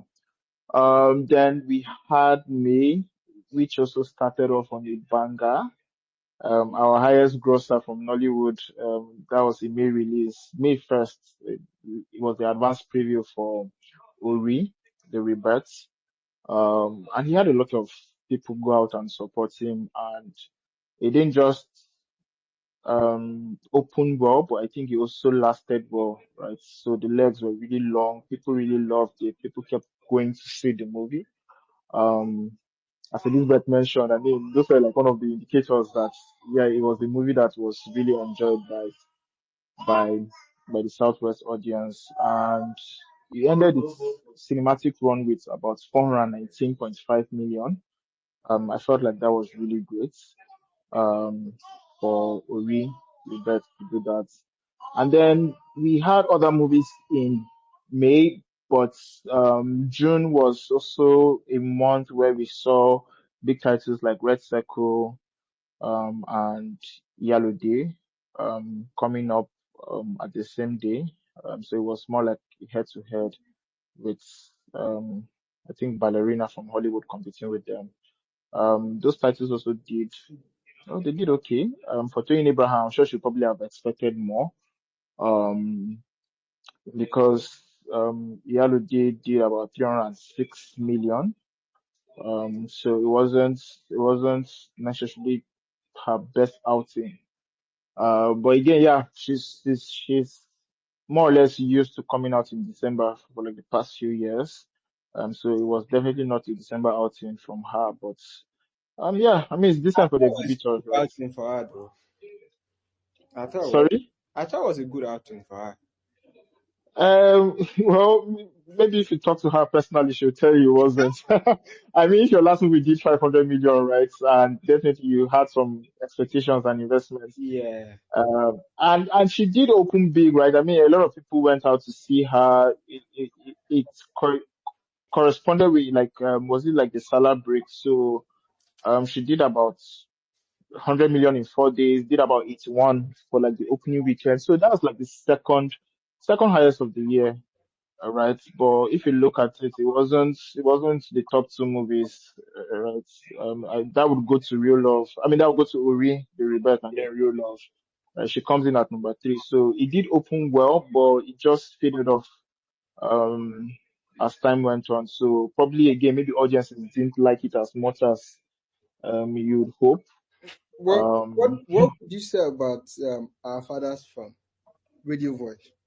I mean, personally, I had a lot of expectations for Radio Voice. That was IMD's first outing too, and with Yeah, this half, we've seen a lot of first timers do well. So I actually assumed RMD was definitely going to do well with this one. yeah. I mean, So. Okay, go ahead, please. Finish up your question. Yeah, I'm done. Like, Yeah, so for me, with RMD, I kind of want to say it's scheduling, right? Maybe in a better window or in a better month, he probably would have done better. But it's a movie that opened before the Easter break. Um, that was before the Easter corridor rather, which I think was April 11th, and it opened quite well. It opened like 22 million, 22.3 million thereabouts. And the next week you then have heavy hitters. You have Owan Thieves, you have Meat Mission, you have Ashobi Diaries. These are three Nollywood movies that all grossed over 75 million, right? And then you have The Almighty Sinners, which has been like the biggest release for the year from Hollywood opening. So I felt like just because of that jam-packed window, it was really, really hot in terms of showtimes, in terms of even getting the visibility, right? I mean, it wasn't a bad movie. I don't think it was great either, but it was an okay movie. He did about 69 million at the box office. So yeah, probably he would have wanted more as well, but it is what it is.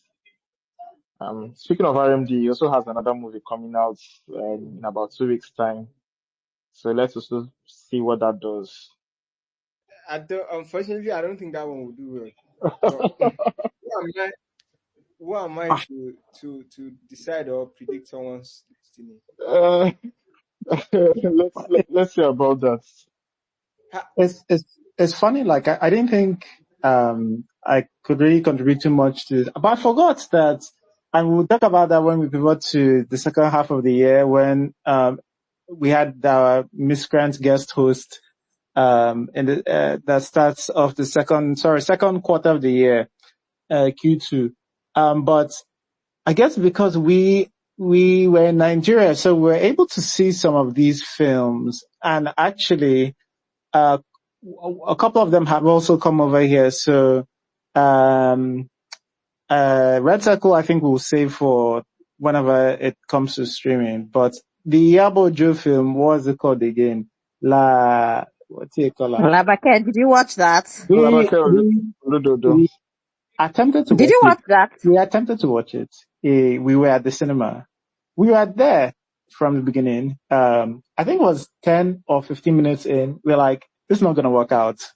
Uh, it's not going to work out for us. It's not going to work out for our ears, headache, just the film was very loud. It's just unnecessarily I'm loud. surprised that you attempted to watch it because I would not even attempt. Like, I would say that could have even been up my own eye because I like Iyabo as a person. I do as well. Don't like I her in love her. films. I love her as a person. Everything about her personality, there hasn't been a thing I've seen of her that I haven't really liked. And that's why I felt comfortable going to support. But I couldn't, I don't know whether it was our cinema. I don't think it was our cinema. Our cinema had been playing film. Such a bummer for you. Yeah. It was just the audio level. We couldn't do it. It was just very loud and everybody kept on shouting. I was like, Which, it can't which be like is this funny. throughout. Which is funny. Was radio voice not low? We watched it together, but Yeah. the audio for radio was not low? Yeah. Radio voice And it was was, dark yeah. too. Yeah. Radio voice was, it felt like the film itself was went on shades. Like, just an extra layer of, it just felt like somebody put like a, I don't know, like a 30% opacity thing over it. It just felt like the film was wearing sunshades. Like, I just needed it to be a little bit brighter, for me. I don't know whether that was my, cinema. And yes, like, Elizabeth mentioned, the audio was very quiet. So yeah, Radio Voice was the one we've seen Red Circle, and we saw the Iyabo Joe film. Sorry, Nigerian Box Office. I don't know whether you said you enjoyed that film, but yeah, we couldn't sit through. The funny thing is, like, the first minute I was like, all right, it's going to, Sorry, what it's going to movie? quieten down. what they call it, laba cook. I didn't watch that one. It was Red Circle I was talking about. Okay, yeah, right, okay. No, Red Circle will leave for the Red Circle space whenever it comes out Okay. on streaming. But yeah, I think to be honest, I understand. Even though I understand your view of it, like somebody who enjoyed it and like had issues with the third act. I have probably I do have slightly different views, but we'll wait to that part. Is there any other interesting part of second quarter that you wanted to share, GD and Nigerian box office? Sorry, Nigeria box office. Please, how much did that film with Etim, where was it twin? How much did it make? Sorry, what's the title? What's it? Daniel Etim. It's in The Mask one King? that Mask he's a something. prince, Abi a king. The Mask. Yeah, I didn't watch it, Yeah. but I saw the trailer. I watched that film. I watched it. I watched that That film. ticket cost me like 40 something thousand. Jesus What? Christi. Yeah, it was myself and Jonas Jason, and I think we bought the Ebony Live like VIP something because that Hey, was where they were showing it. I Oh don't even wow. think our Nollywood ticket was. holds me for this year. I don't think our ticket was. Our ticket was. I can't remember what our ticket cost, Mrs. C. But we went in bush to yeah, I think our tickets are like 20K. But our Uber was 20K rather, and then the cinema was something like, I don't know, maybe, I don't know, 12K each or something like that, but I remember we got there late, but because we were the only ones, the only ones who went to see it, they started the film from the beginning for us again. Oh wow. That's, So how much did Max? Yeah, it was the Max King. yeah, How the much did he maxi. make? Yeah, I it, don't know. it did It, 59.2 million. oh, that's it. I won't say it tried. It did try, I guess, but given Yeah, I tried. production, this thing they put inside, I don't know whether that's the kind of money they were hoping to get back from that. Yeah, there were too many white people in there. All right. There are a couple of people who have mentioned something. Sorry, comment people. I've not abandoned you. People in the comment section. Lami was talking about reinforcing the Lisa B. This thing. She puts a lot of full stops after that, or ellipses. Yes, after that, and with Tom Hardy thinking face. Muyi is said it must have been Orisha. I imagine this is to do with Elizabeth's fatigue for epic movies. And then still Human says, just look at what we've been through this year. Yes. All right.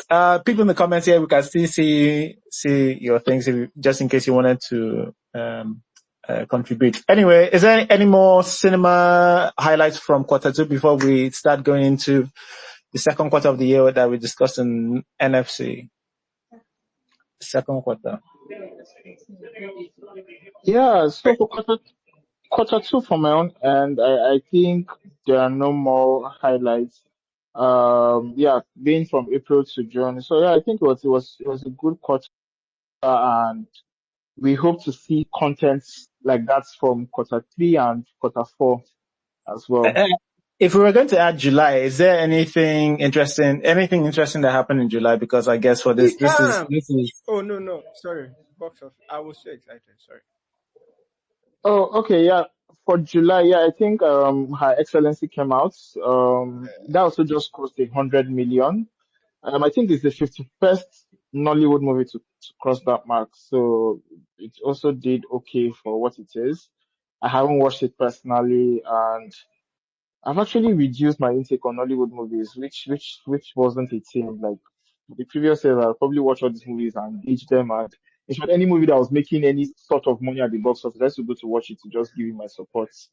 But I stopped doing that a long time ago. Yeah, but yeah, why? Her What Excellency. happened? What happened? What caused this?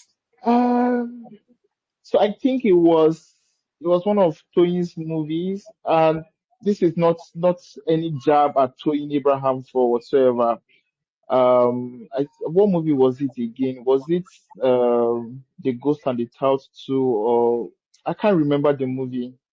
But yeah, the experience wasn't really good, and I just felt like, why am I doing this? Or was it Giacomo? I'm not sure of the movie, but I just reduced my intake, so I was just more intentional about what I was watching. But before, like any movie that has probably passed like 50 million at the box office, I'm off to see it. Like I don't like Yoruba epics, but like when King of Thieves was making so much money, I'm like, why haven't I seen this? I'm definitely going to see it, right? So I was that kind of person before, but after some time, I was like, nah, it's really not worth my time, and it's probably even worse now because anyways, that's another story for another space. And not something to say in public, but yeah. So yeah, that's about that's about that. We are free here. We are free here. We are free here. We speak our mind. We speak our mind. It's actually quite fun to hear people, because the way when I hear people outside NFC speak, it reminds me of the way things used to be before NFC really started. This is how all these miscreants you're hearing here, they used to speak like you. They used to be like, oh, I don't know whether I should say this. All of these people that sound like uh, uh, they that they're stealing their money from directly from their bank account, which they kind of are sometimes. But yeah, it's funny. We all started almost biting our tongue a little bit, but yeah, no, this is a place where you can speak your mind freely. Yeah, I mean, for me, it was just like trying to support the movie industry, and I felt like, oh, if there's anything worth watching, or if there was any movie that a lot of folks were watching, then I'll probably also support that movie and then watch it. But right now, I think maybe just my time has just gotten, I've just gotten more occupied with my timing, right? And some of this, it's not even about the money per se, because um, a lot of these movies actually get to watch them for free, I would say, but it's not just the timing is not just it's not just it for me at all. So I'm very, very particular about what I watch for both Hollywood and even Nollywood as well. So yeah, that's about that. Condition is critical. That's understandable. All right. Nolifaz, anything you wanted to say before we move on to what NFC discussed in Q2/July? I think it's intriguing to see the box office person not liking to contribute to the box office. Well, there we go. It I think happens. that's the Things most. happen. He's also a human being with accounts, money, and things to worry about. Last. I will do better. Nigerian films will humble you, but no wahala. Are we? If we are adding July, I thought we should talk about the films that came out this month, which was Our Excellency. I wanted to draw something from there. I've noticed most of the Yoruba. I don't know if Our Excellency qualifies as epic. I don't think so. I've not seen it, and it's because I have a bank account too. That's why I haven't seen it. Oh wow. I think there is something that we don't understand because I've spoken to people that have seen it, and they were of the opinion that Our Excellency was not so excellent, uh, but he did well, or he's still doing well. And the same thing with Owambe. NJ Box Office just said out of all the films that came out during the Easter break, it was the Sorry, Nigerian box office. I think your this thing might be getting some background noise here. Thank you. okay. Sorry, Nolifaz, go on. Okay, so NJ Box Office said for the Easter holiday, Owambe Thieves was the top performer, and right now this July too, Our Excellency is really doing well. I think there's something to that because those films are not. Not be my mouth then go, but okay, we are free here. I think those films were just fillers what turned out to be what we see now. So I think there's something somewhere that the Yoruba guys are doing that we really don't understand, and I think it's better someone that really understands filmmaking, proper filmmaking, to take over that space in the coming years. Last year, was it last year that Orisha came out? I think it was last year or 2 years ago. I can't remember right now. Yeah, 2023 It was Orisha. 20. Orisha did so well for the kind of film that it was. See, let me tell you, you cannot see. One is to say that those guys, the quality of filmmaking has gone so bad, it is down. But what they have going for them is that the Southwest, particularly Lagos, has the highest number of screens in the entire country. They have like 60%.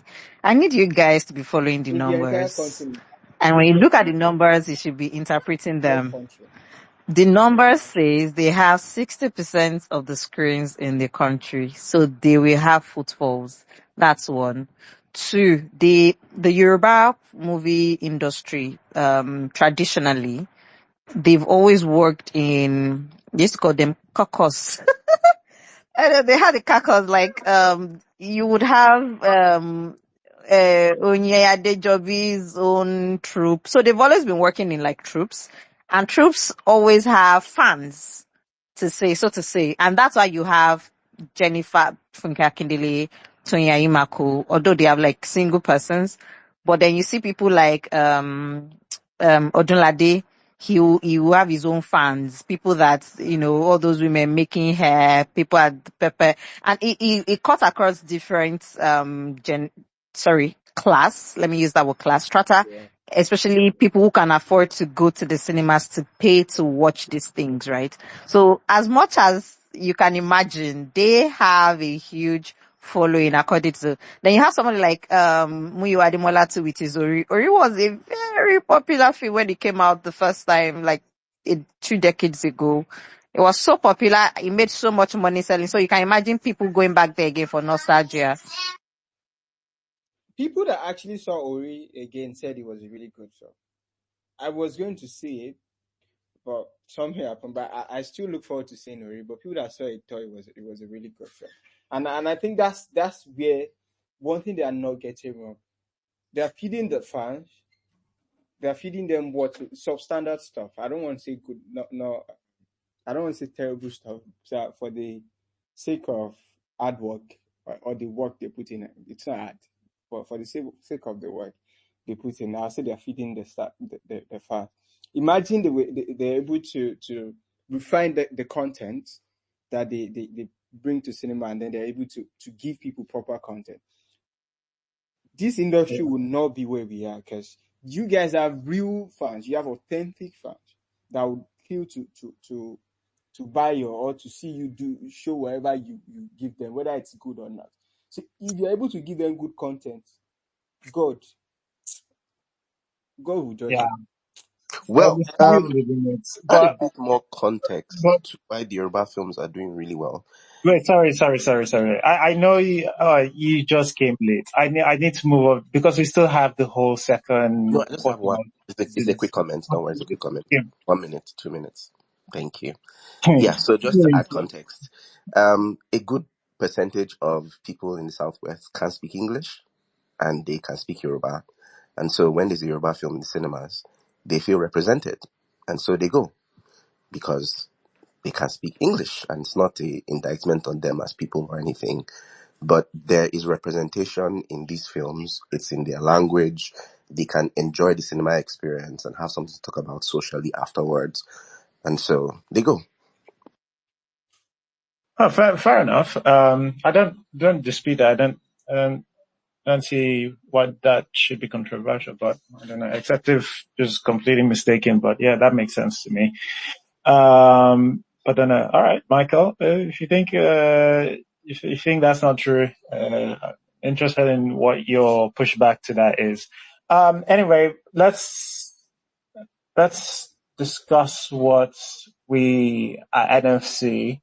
Oh, by the way, as we're closing the sort of what's going on in Q2 in the cinemas. I just want to say, like, if you want more of this sort of what we watched, where Nigerian Box Office and Nolly Files will be sort of doing breakdowns of what's good happening in cinema, please do follow both of them. Follow Nolly Files for more. They'll be having these conversations because we don't, as we're not represented we're not in Nigerian cinema like that, so we'll not be able to give you, we're not that we're not as interested in it as they will be. So if you do want to follow these conversations, please do follow them.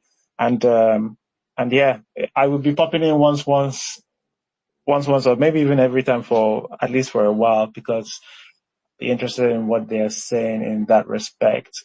All right, but we should pivot to because time is going.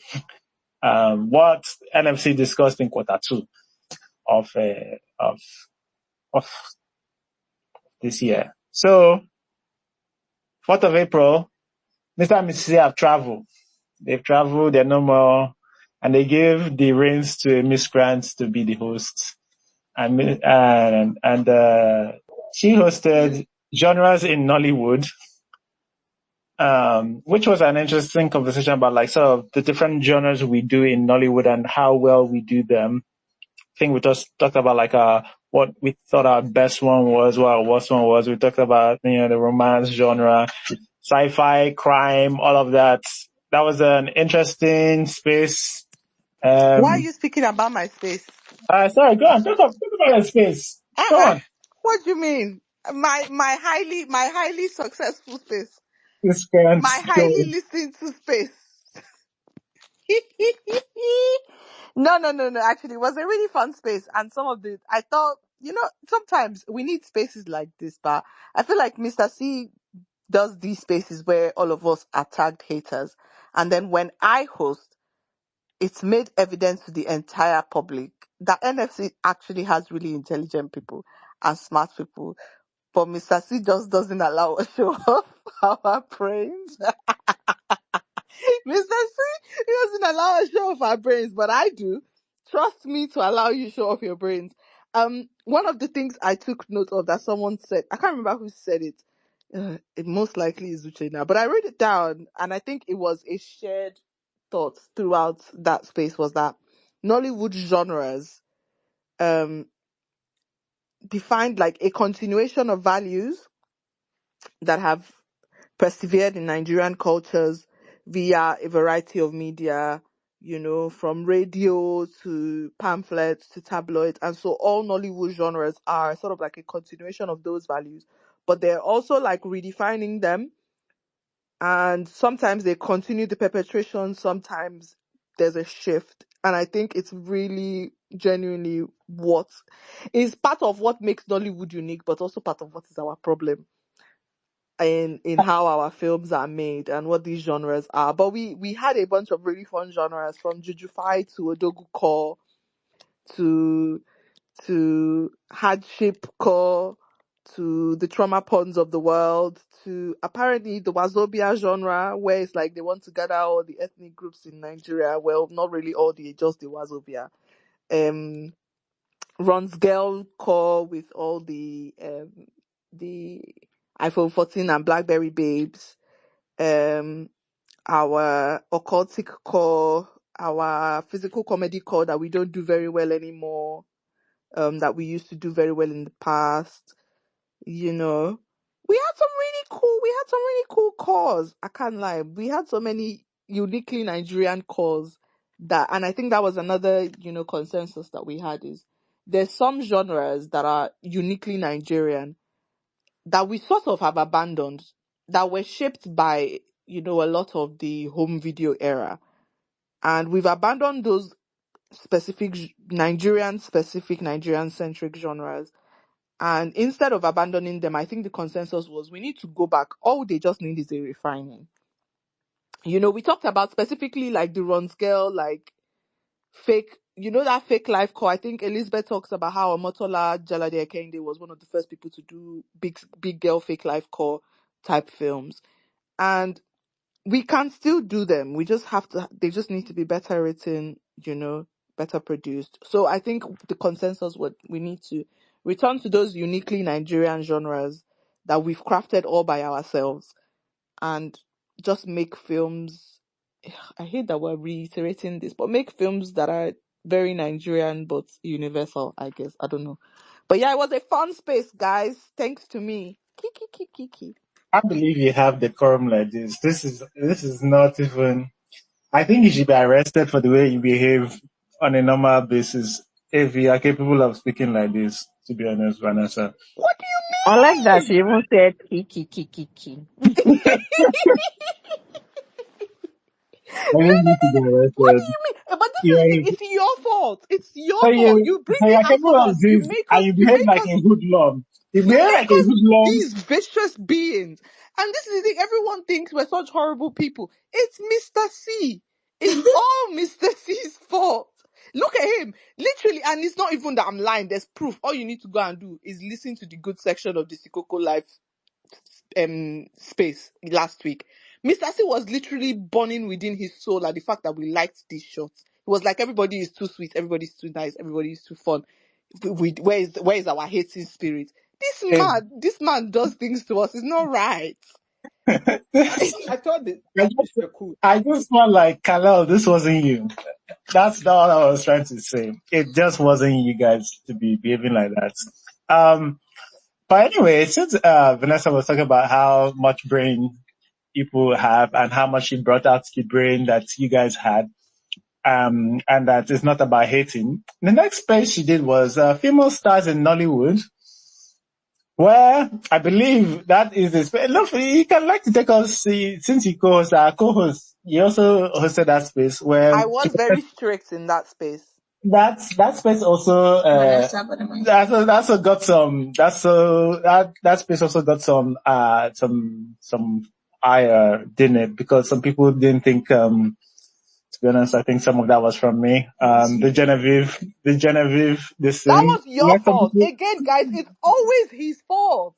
Okay, first off, you are the host. How is it like when you're the host is my fault? When I'm the host is my fault. Which kind of mass is this? Because it's always your fault. I feel like I've established this. But nobody brought up Genevieve until you brought up Genevieve. You Okay, brought so it this to is the thing, guys. right? I had ground rules. I was trying to be very strict on that space, which I was because I literally muted Mr. C's mic so many times. The power was great. But I had ground rules, we did a whole what is the definition of a star, you know, what does overrated mean, what does underrated mean. Otherwise, people would have gone on a tangent, which people did go on a tangent still, regardless of the many definitions that we gave. Um, but yeah, it was a really good space. We called out some really good names, guys. We called out some fantastic names. There were some. Where's my list? The Rita Dominics of the world, the Nancy Simmons of the Nancy Simmons of the world, the Jemima Osundes of the world, who we have deemed. Please, let's just end it here. You don't have to I've call any ended more it. I names. just want to say what was also I fun. cannot believe you called Jemima saying, but please don't call names But again. we're talking Are about we we were talking listing about the the best. stars? Were those the names of the stars that you listed? That's where I'm now going. That's why I said Okay, Jemima. I was okay, about to finish my okay, sentence. It's Elizabeth okay. is okay, there. Don't Let say okay, me anything finish. okay, again. okay. I Don't say wanted to anything finish my again. sentence. I said Jemima Osunde, who we deemed as not a star. But that's what I wanted to say. Who, Elizabeth did not let me you were the finish. only one. Hmm? I remember actually it was during this space where, because the way we did this space was we talked about like the best stars. Yeah, we did the good, the bad, the overrated, and the underrated. And then the They, people who we think should be stars. yes, and of which I remember during that space I mentioned as well, Maka. Oh, of course, everybody mentioned Uzwamaka. It's not only you. I don't think so. I think if you go and find, I Oh, mentioned her. Everybody mentioned Uzwamaka. I was You're the not one that special. mentioned her. I was the one that You're mentioned her. actually really not And people, special. people copied. Nobody copied. Everybody had that on their list. You just beat everybody to the chase to shout. This is it. So a genius does something, and then everybody goes, "Yeah, Ah, yeah, come yeah, off for yeah, road, maybe yeah, hear yeah." I word. had the same idea as well. A Come off genius, for road, maybe hear word. a genius that I am. Nah, Anyway, so, but I think I saw a few things on Twitter. It was one of the first few nights where I was like, oh wait, people are tweeting about our space again. That it's been a minute. But I did see a few things on Twitter where it was like, oh, look at us sitting on our space, deciding who is a star and who's not a star. Guys, we literally had a definition of what makes a star. We did that's why I literally opened Merriam-Webster that day. It got to a point, it was like Vanessa was the whole first 10 minutes of the space was definitions. I did this thing on purpose so that people will not drag us, and they still found a way to drag us. It literally says highly publicized theatrical movie performer or someone who is foremost. And that is what guided our choices of who was a star and who wasn't a star. Sorry, Jemima Osunde did not make the cut. It's not It's our fault. even good. It's even good because I mean it's normal at this point. If people are dragging you, is normal at this point. Anyone should open their own space and do their own with a star and counter. If you do it that way, it will cancel out. Win-win in it. If you easy do your own, is that you? It's our turn to say it. It's our turn to say it. Every day they'll be tempting us. If you It's can been give people hungry documents, months go and make together. your own film. Go and open your own space. Do have it for easy. All right. But yeah, that was an interesting space. I think that one, yeah, that one is one of our most viewed spaces of the year. You're welcome. It's good person who brought out the topic. Bless that person. That one is in your pocket. That And one then is in your pocket.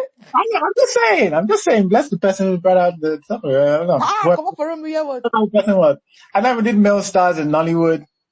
Not Which as listened, not as viewed, you know, because I didn't host it. Because nobody likes a sequel. A Nollywood sequel obviously never does well. Everybody knows that. And then we went to our first film of the second quarter, which was A Lagos Love Story. I think this was our first venture into not truly global, because we had to VPN this one for people who had not seen it. I think we watched it when we were in Nigeria, only for this film to become available a few weeks later on Prime, having premiered on Netflix. What an interesting! It's the first time, to be honest. This is the first time a film had just sort of popped up freshly of the same year on Netflix and then on Prime. What an interesting time to be in Mrs. Sister is giving a shout. Anyway, and then after A Lagos Love Story oh yeah, I remember that film. Oh yeah. This is the film that established Nas as my worst director in Nollywood, working in Nollywood today. 100%. Anyway, after that, we moved on to Landline, which was that an MCR film? Was Landline an MCR film? I can't remember. But Wait, that was no thoughts on Lagos Love Story? I didn't hear anything. We did a whole space for Lagos Love Story. I didn't hear all of these things we did spaces for now. If you have any extra thing to say about Lagos Love Story, go ahead. In fact, Mr. C has said the long and short, which is that Nas is the worst director known to Nollywood. Yeah.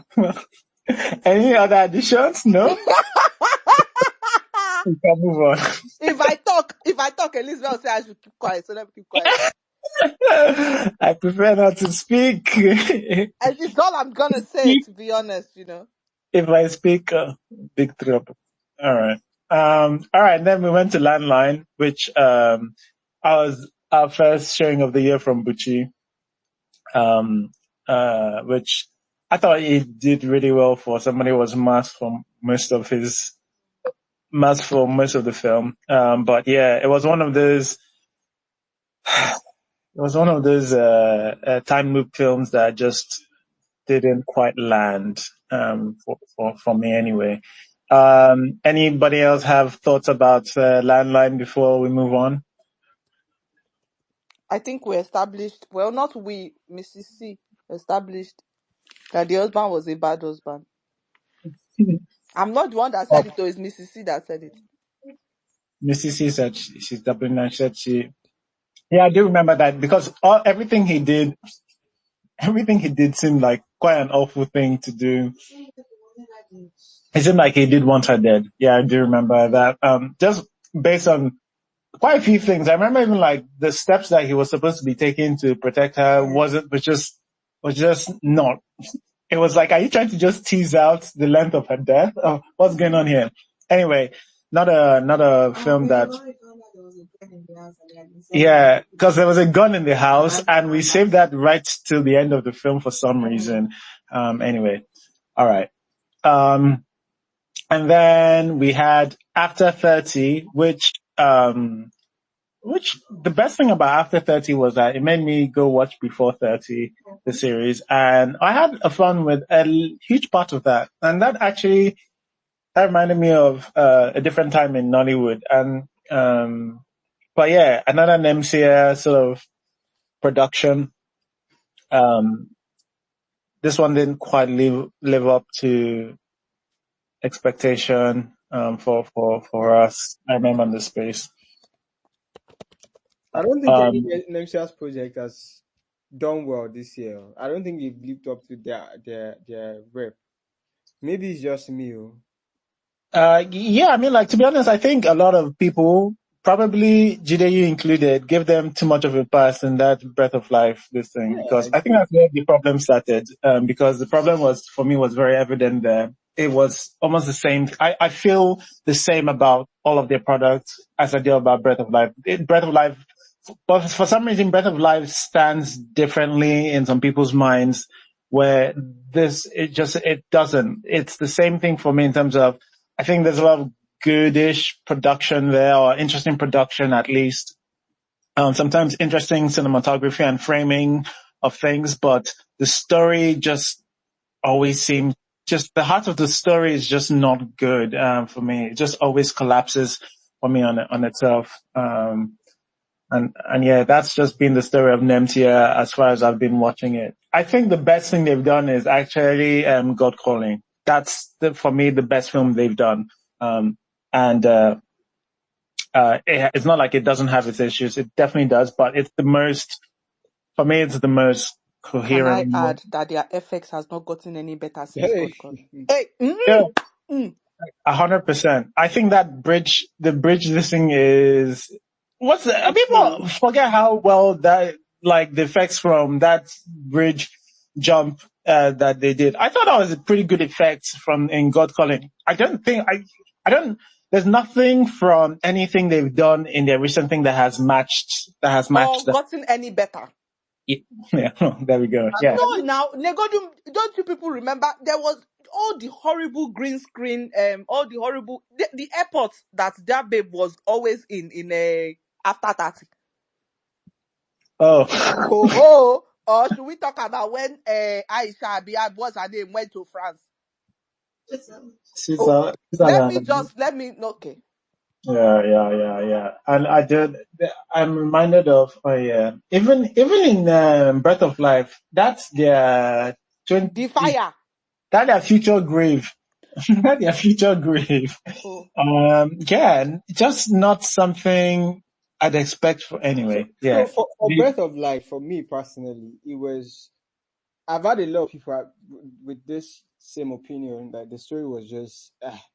But I want to say I wouldn't want to say I was deceived because I like to think of myself as someone that has eyes for good things. So I wouldn't say I was deceived, but unfortunately I was deceived because we had a whole watch party for eight in Kaduna, and we were like about 200 people coming to see it at the same time. And there's something that happens when you're watching a movie with a crowd. Any small thing, 80% of people are like, yes, that's it. And then your brain automatically believes, yes, that's it. So, but Mm. I got back to Lagos and I was saying, oh, have you guys seen this film? And I was seeing my colleague say, it's like this boy does not know what he's talking about. I wanted to go and watch it, but the shame of them seeing me watching it again was too much to bear. So I just stuck with my belief that I saw it with people and we thought it was nice. So when people ask me, I don't really see it outside. I've seen it like that, but I just tell them, oh yeah, it was that film. It was that film. That's what I do. But yeah, Wow. it's sad. Normally, if you are watching movies with so many people, especially at the cinemas, it does something to your brain chemistry where the ginger that makes you think a film is better than it is. That's actually the entire point of the cinema. True. All right. Okay, maybe that's why I didn't like Breath of Life the first time then. Because I watched Yes. it alone in my house. Maybe I should, maybe. You should have Uh, watched it in a crowd. You would have seen it there. yeah, I mean, and that's why yeah. Mr. C doesn't like it. So next time you want to see a NMCR film, gather 10, 20 people and watch it together. At least, even if you do not like it at that point, it will cushion the effects because you are not the only sad person. There are other 19 sad people. So yeah, that's my advice for you going for Mr. C. Wow, wow, wow. Okay. All right. Thank you for that strong advice. Then after 30, we we had one of our first because this was going to be a recurring theme, even though we did not plan it. Our Nollywood doom and gloom space. This was when we started discovering that this year is going to be a little. This year is going to be a little nasty for Nollywood. I think I remember Uchenna saying, that this is probably one of the worst times he's remembered it.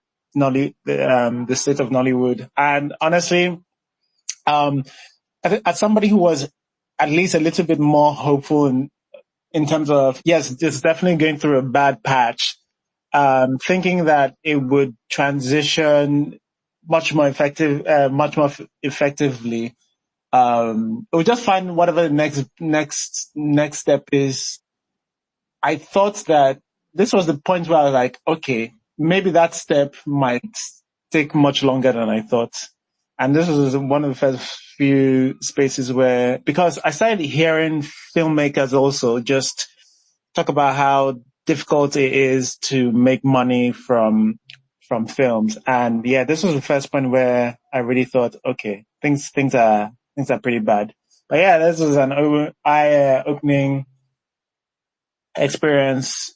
It's an eye-opening experience for me. So I don't know if anybody else remembers the space or if anybody else has anything to add. If not, I have nothing we to add about spaces, please, but I want to talk about Freedom Way. It's in the cinemas. And I just saw that the number is like 22 million up till date. And that's pretty low. Of course, their marketing also is quite questionable. But I thought that was I watched it, probably the best Nollywood I've seen at the cinemas this year. oh, Yeah, I it's think they technically sound. they backed on rep too much.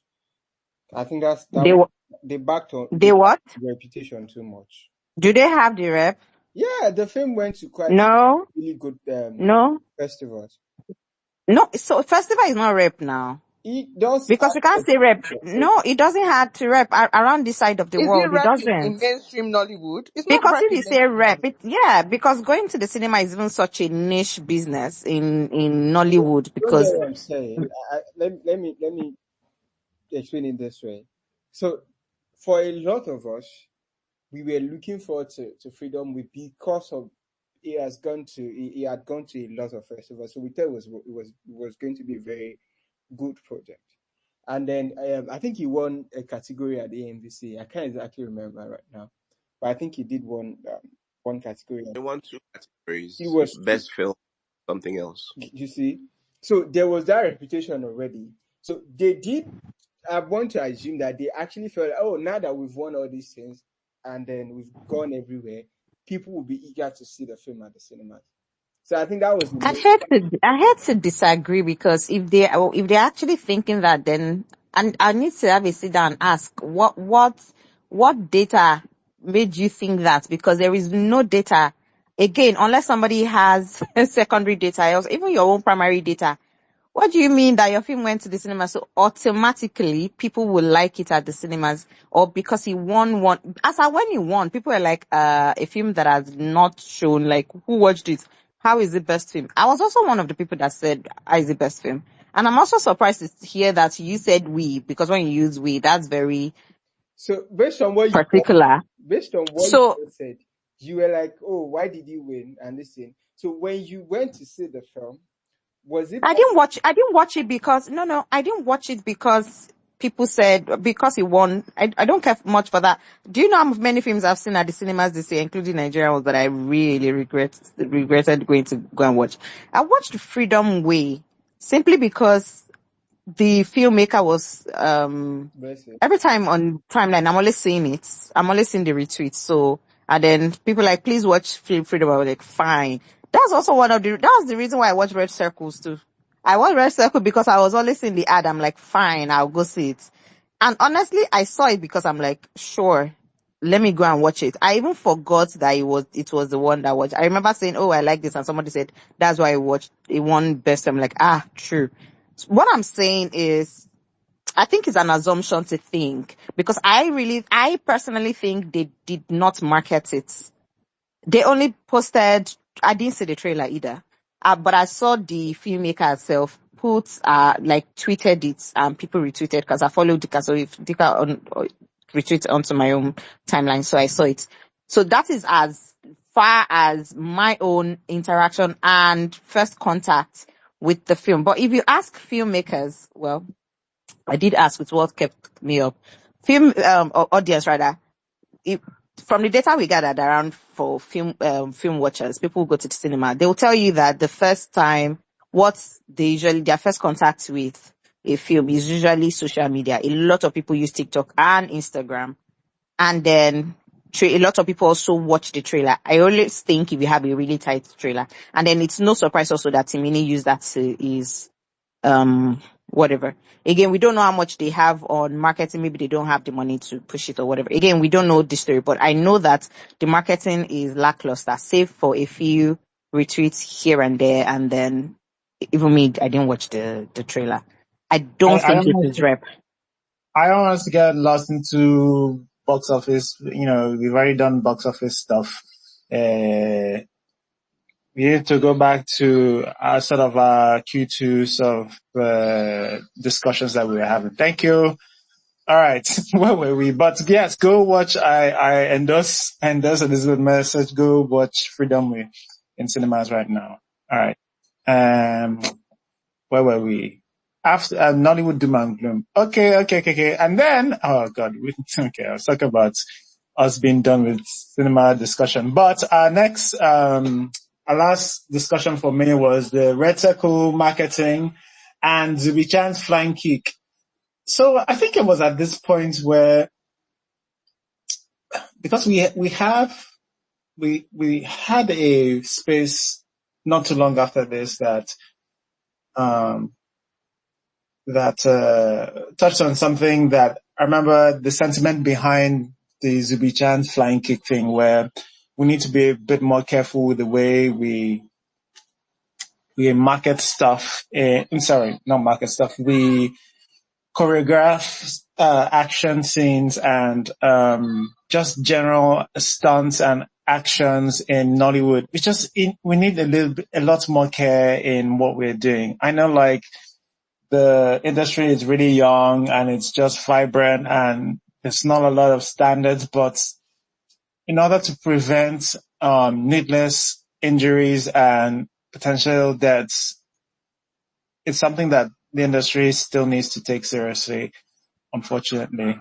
But yeah, I remember that. And then of course we discussed the Red Circle marketing, and this was where, this is my first inclination to thinking that the marketing wasn't as focused as I would have liked it to be.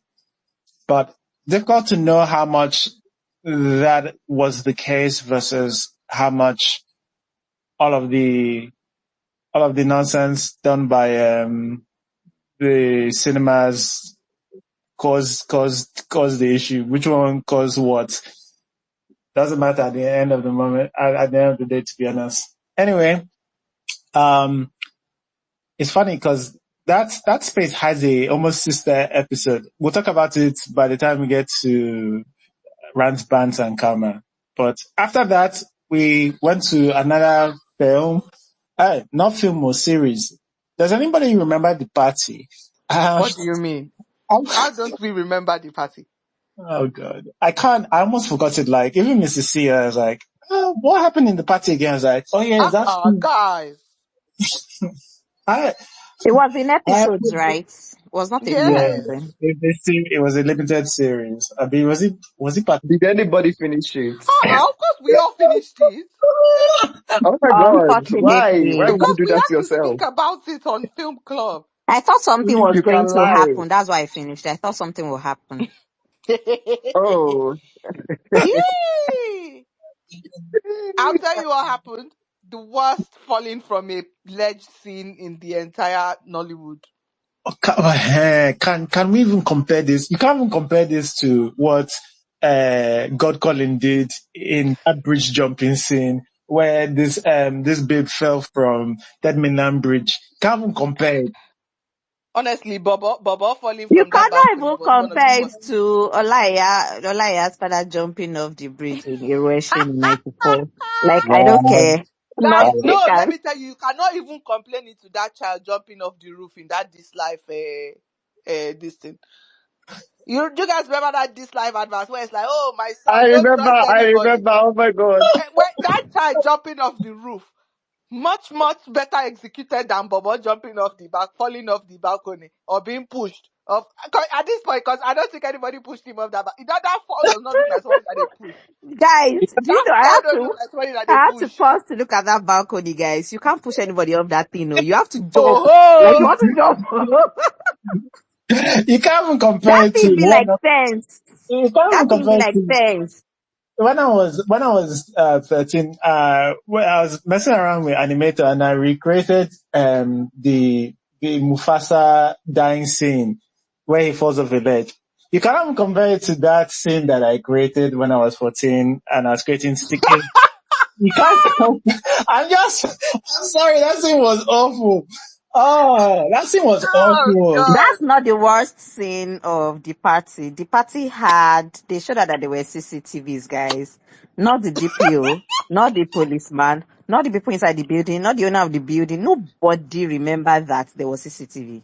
No, but you can't. No, both of you to say remember. No, she literally walked past the CCTV. Look at 3 of the CCTV in the eye, and then they never mentioned them again. Never mentioned them again.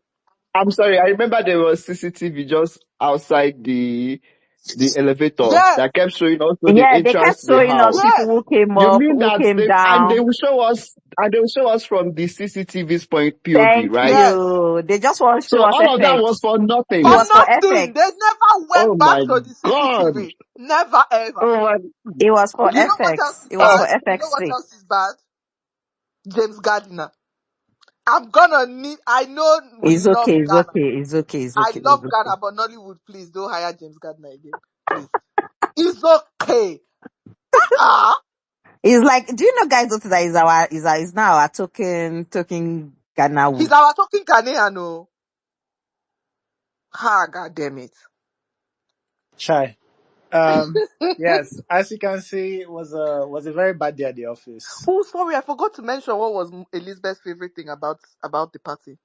The fact that she heard her name like 600 times. Yeah, I was so happy and sad. She was like, every time people say Motunrayo, what is that? That was Ev- funny. Yes. Every time I'm like, oops. All right. Okay. So after the party, we had the fire in the month. The fire in the month, which was another NMCA production, which that this was a NMCA and Taiwo together, and I think there were some things that were interesting about this one.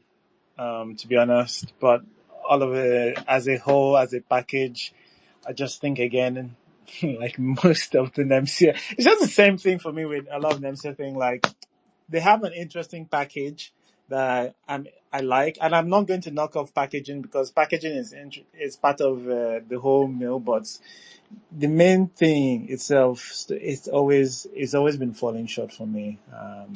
So yeah, I remember Fire in the Month, not too not too fondly, to be honest. Anything else before we move on from the Fire in the Month? Um, you know what? I'll hold my tongue. Okay. All right. I'm struggling to hold my tongue too, because let's just move on. Wow. Okay. All of these people on pausing just to tell So me to okay, move on. actually, no, I have a reputation to live up to. Um, um, I would just like to say that this director is 0 for 3. Yeah. All right. Okay. All right. And then we had after Fire and Moth, we had the Rants, Bants, and Karma. So I think this Rants, Bants, and Karma was it was a fun space. The two things I remember this being almost basically a sister partner to sister episode to our Red Circle Marketing and Zubi Chan's Flying Cake for two reasons. Number one, this was the time that I think I can't remember, was it L? I think L did quite a passionate rant about the after some Nollywood crew member died on set of a Nollywood film. Neglect again. Sorry, say that again. I said neglect again. I mean, that's Yes, after yes, this guy, Junior Prince died, Junior Pope died. We got another yeah, crew member neglect. yeah, and apparently, filmmake. I can't remember whether it was the producer. You need to listen to that space again. Um, mentioned that this was due to well after the person was missing for a long time. Producer was like, let's just continue with the film, with the shooting of the film, which I don't even know how everybody else meant to carry on in that kind of situation before they now found the person dead. So I remember the rant was very impassionate. Is one of the most, I think, memorable moments from the first half of this year. Yeah, she said I remember she said as long as she she works, she's going to support that producer's market. All right, I mean, like, which again, I remember not too long ago I was talking about the Zubi Chan's flying kick, saying we need to be a bit more cautious with the way we do things so that it doesn't lead to injuries, and here it was a few weeks later resulting in a death. I don't know, man. I don't know how this is going to get better, but it absolutely needs to. Um, and then after that, we discussed Baby Farm. Baby Farm was the next thing we discussed. I think this was also at the time not really global. I can't. Right? Was it not really global, or did it? Oh, no, no, no, no! This was when it became global. This was to celebrate it being global. Baby Farm, because it was released many weeks ago. Because I think we watched it whilst we were in Nigeria, so that would have come out in April, and we're discussing it June. So yeah, Baby Farm, Ebony Lives entry into the harvesting of babies, which, oh God, God help us. I really did not like this. There were some performances that I thought were good, and it got in. A lot of times the best thing about these things is that a it introduces me to somebody I wasn't quite sure of, or maybe sometimes it tells me, oh, like Genevieve here. I was like, oh, this is not Genevieve's worst performance. Um, and I think I was like, oh, I think there's a particular type of acting she can do well or more convincingly. And is that where she's supposed to be? If you put her in a position where she's supposed to be naive, I think she can work really well. I think um, she has those types of mannerisms down really well. So I don't know whether I don't know whether it will get better or like the range will increase, but that's something at least I learned. But in terms of the meat of Baby Farm, in fact, to be honest, this is not one of those ones where I can tell you the packaging was great either. It looked exactly like it looked like exactly like it felt. To be honest, but yeah. Any thoughts about Baby Farm before we move on, Elizabeth? I did not watch Baby Fats Farm. I should have said Baby Fats. Sorry, sorry. Okay, so I didn't watch it, but I will say that please let's stop remaking things. People will not agree, but I saw the trailer and I thought it was like Iroraya, and I was like, I will not watch Ebony Live do what they like to Iroraya. And a lot of people that watched it said there's some scene for scene that resembles that. And unfortunately for them, Iraya is like 50 episodes, and they condensed it into God knows how many words, and they still butchered it because I don't think a lot of people liked it. Can we just stop? Anyways, I've not watched anything from Ebony Life in years, so kudos to them.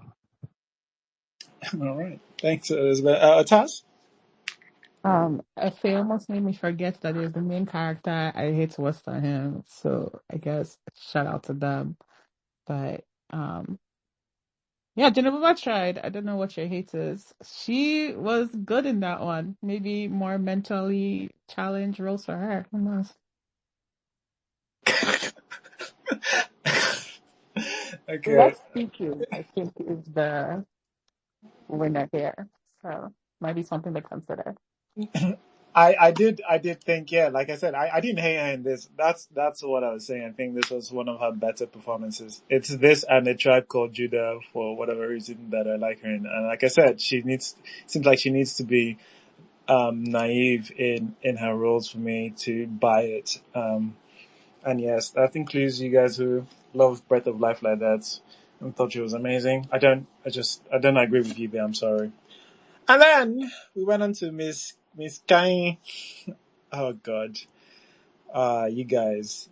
I think I did a poll as well to say like which did I do a poll or I think maybe I just asked generally, and a lot of people were saying a few people were saying they preferred the blue, the prime Miss Sky to the red Miss Madame Koi Koi, which I get it, not the two best things to be picking from, but you guys, it should not even be close. That was Miss Kain was very very bad. I thought I was almost going to throw who's this babe? The babe that what's her name? The babe that played Miss Kain. I was almost going to forget about her, and then I watched the Zikoko shots. I was like, all right, okay, no, she actually can act, and fear bad projects. So bad projects can spoil your name, can spoil stain your white.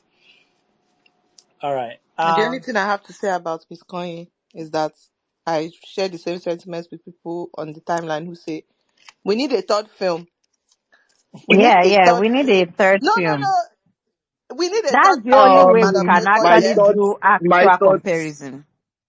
But then we need a third film If the where third film The is two now that we have bad, if the already, third film is now you let bad, me everybody say should the leave Miss one I Kwekwe want to alone. say. It's not about Madame Koi Koi, yo. I have a different thing, no. Now, We need wow. a third film where Temi Otedola is speaking French so that we have the French speaking Temi Otedola cinematic universe. Perhaps, guys, much preferred a romance so that she'll be speaking the language of love in a romance. No, That's what me I want to. Perhaps, but as her own finally we foray will have into a horror Nollywood is film. that she's always the lead. She's always the lead, and somehow she's always speaking French. Let's make her the lead in a romance where she's speaking French. Let's have it the Temi Otedola speaking French in the Ebuka did Nollywood not film say cinematic finally we universe. will have a horror film. Wow. But yeah, to be honest, I think the whatever new film that she makes, the French needs to be very important to the plot. So in order to keep in theme with the rest of the other two. Thank you. Yes. You get the vision. Yes, I see the Thank vision. you. Sorry, Mr. C, I have a pushback. I have a pushback. And I'm sorry that wherever you mention it, I must push back. This Miss Yeah. Koi is better than the last Madame Koi Koi. All right. You're one of them. You're one of them. We know your reasons Yeah. why. You're one of It's them. bad, Okay. but All it's right. better. At least they showed people dying in horror. That one And horror. that's the The only reason. thing that is horror Uh, about that Miss Kwekwe is that they actually showed sexual assault on screen. That's the only horror part of that thing. well, at least it was intentional, to show Intentional in the. horror It was to show it. intentional. No, it was intentional. I think the point of that was to show the. Actually, that one I can't Don't remember say that one anything. No reason, having no points. reason. I can't remember that one having a point, but I do know like the sexual assault played a part in what triggered I think the Yeah, spirit of it triggered it, Madam and Koi then they Koi. now showed all the death off screen. How horror! Yeah. Definitely, the killing of people off screen was not good. Was not good. But with Miss Coin, we don't even know what she's doing. To be Yeah, honest with but we that, saw like her just We we know she's saw that killing she flipped people. cars. just killing We We saw know cars. her she's flip killing cars. people. We know she's killing people. Oh, Yeah, she flipped Oh, cars. She we flipped know she's cars. killing people. And Miss she Coin. she killed somebody inside the bathroom, inside the toilet. We saw her kill somebody inside the swimming pool. We saw her kill all the dogs in the village. Sorry, she You are killed. just saying now we saw her kill. It's not. That's not why I asked. I said we don't know why she's doing the We killings that don't she's need to doing. know why she's doing. We She's don't doing need it. to know The now. the Dog, why What the she about does why not that business? like the dog. why Dog that you ate knew her. the why that you knew in Red House. What I don't purpose did want the you why to serve? ever talk about motivations She again hates in this dogs. NFC. Are we squeeze your mouth if you mention Oh, she motivation hates again? dog. You want now? So you Oh, don't want motivation from your killer. We Oh, they can. told you the motivation. She hates dogs, She She hates the dogs. dog one especially is because dogs killed her. funny enough. The dog one is the only thing that makes sense. Everything else, the killing of the dogs, which by the way they she did told her off that she screen. became She did off embittered. screen. She by the way, the killing of the dog, which she did do off screen, is the only killing that made sense. So all of you hold that. She was bitter now. We don't care. Oh yeah, All I know where is they Anyway, go now? a horror film made a decision to show what I mean. Like most said, is much more horrific. I guess a horror film decided to show rape over bloody killings. I'm just saying, guys. yeah, Yeah. because like horror film just needs to. I remember like one of the most effective horror films I watched recently. It's just like it's something that Mississippi could not continue, right? Some of the most effective things it did there isn't like showing a monster or anything. It's just weird psychological things that it does Yeah, within the but Miss film. Madame Koi Koi did no psychological But Oh, nonsense. but Madam Kaka did not do any of Madame this Koi but Koi did now. Yes. not So you know what, psychologically Madam consult Kaka did not even anybody. use Stop it. tension. I, Stop it. Madam I Kaka did not even that's use not tension. true. The first half of Madame Koika had some tension. It just didn't go It anywhere. had eeriness. Yes, that's more It than was what Miss eerie, Kanye but had. no, That's at least Miss Kanye was doing something. Yes. Yes. yeah. Miss Coin did something. Miss Kanye At the was end of the day, guys, Jora bending. both films did Miss something. Kanye, Miss That's all Kanye they was had for they Jora did something. bending. John, Benty, He bend was your doing mouth. YA. He did YA for the first two acts. Oh God. All right, Did Jide, YA? your hand is up. Sorry, we are being rude. Jide, what do you want to say? I Please just. want to I want to speak on behalf of Jay because I loved Madam Koi Koi. It's unfortunate that you guys don't like the film that I like, but it's okay. But I think it's better to not show horror films if you cannot execute it well. I mean, you guys will say, why did you make it a film if you cannot do it well? But I think that was what they went for. It's okay to save your reputation. If you cannot execute this very well, focus on the other part and just show it. If they had shown horror scenes and they did it terribly, God, what you guys are saying, right? Would have hated them, but would have said, well, you try. We saw the vision. It's like we are still cooked to them. We would We have are still still cooked, but cooked. some I people will have say, cooked. I saw Yeah, the cooking. intention. Is it today that we've been seeing the intention? We've been seeing intention for many decades. Yeah, Come on. we have tried. We can still see the intention if they had actually followed through. Yeah, But you don't show a full on rape and then not follow through with killing. yeah, I agree with that one, especially you have started with you've shown like By the way, the especially party how scene is very graphic that similar. rape was, and honestly, I thought like E- it was kind of well done. Exactly. I thought it was well Me, I done. thought we were in for like some Chainsaw Massacre type shit. Because the way that Yeah, rape went yeah, down, I was like, I okay. agree. And then the rest of it was now I like agree. Nickelodeon kind of horror. So, Maybe hundred they percent, know I how to do. agree. They know Especially how to with do horror. That's, I guess, something to consider. Like what Nolly Files is saying, they're really good at rape. Just Uh-uh. not there, the there, one that said Hey, she's the God one damn that said it. there were, they were good at depicting it. It was horrifying. They weren't as good as showing the killings. But part of the like I was saying, a horror film isn't just about showing you or like, hey, here's the monster doing monster things. It's about the whole tone and yeah. I just thought Miss Kane is just. I think as a film, it fails. It fails on many levels. And then the acting in it is not even particularly good, to be honest. The acting of all of those children were just yeah. Let's not do this anyway. It's Uh, wild. and then we discussed we discussed the Lost Days, which uh I thought like it was one of those. This is the first features. I think this is the first features production, and it fits that bit where I remember discussing. This is very much in the near. This is July now. This is very much in the near. Um, in the recent past. Sorry, recent memory now, where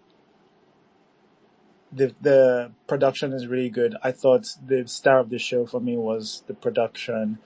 Um, Bimbo does well, but he's not. Bimbo Manuel does well, but he's not really given a lot. Yeah, I did that story just again. I like everything surrounding it. I just wish the story was about a different thing than what it was showing us, because what it was showing off, the people surrounding it didn't do that well for me to care about them, and they're not written that well. But yeah, that was my thoughts on the Lost Days. Um, yeah, I think general sentiment about that was it felt like people wanted to like it more than they liked it, and I thought it was too long. that was sad. And that was sad. It Yeah. was too long. I Yeah. abandoned it at Wow. some point. Like, get to the point. Sure. Yep. And then we went to Kill a Monkey, which yeah, that was a trip. 8 hours. Um 8 hours of not knowing what happened to the bloody monkeys, man. to 8 hours.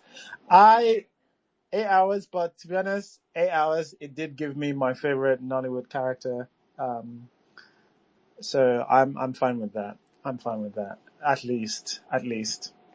Something that I reminded did not give credit to was that Miss Adoni character. I thought she was fantastic in that film. You have seen her body, haven't you? That's why you're here now. Look, look, Ashawo That's man. true. I just Ashawo wanted man. Anytime now look. talking about handsome men, you'll be saying, oh, Wait, not a hinge left in this space, not a hinge. Meanwhile, wait. your own hinges are off and have Wait. flown into the No, stratosphere. I'm talking about the babe. I'm not talking about her body. I'm talking about Oh, the babe. Linus. Why is it that it's after you saw her body 2 weeks later that you remember saying No, that, I oh, know the she don't exact did accuse a very photo good you're me. talking performance? about. The Mrs. Z can exact back me video. up I know here the if she one. can. When she came on screen, I'm sorry, bold of you to assume that you needed to wait to Instagram.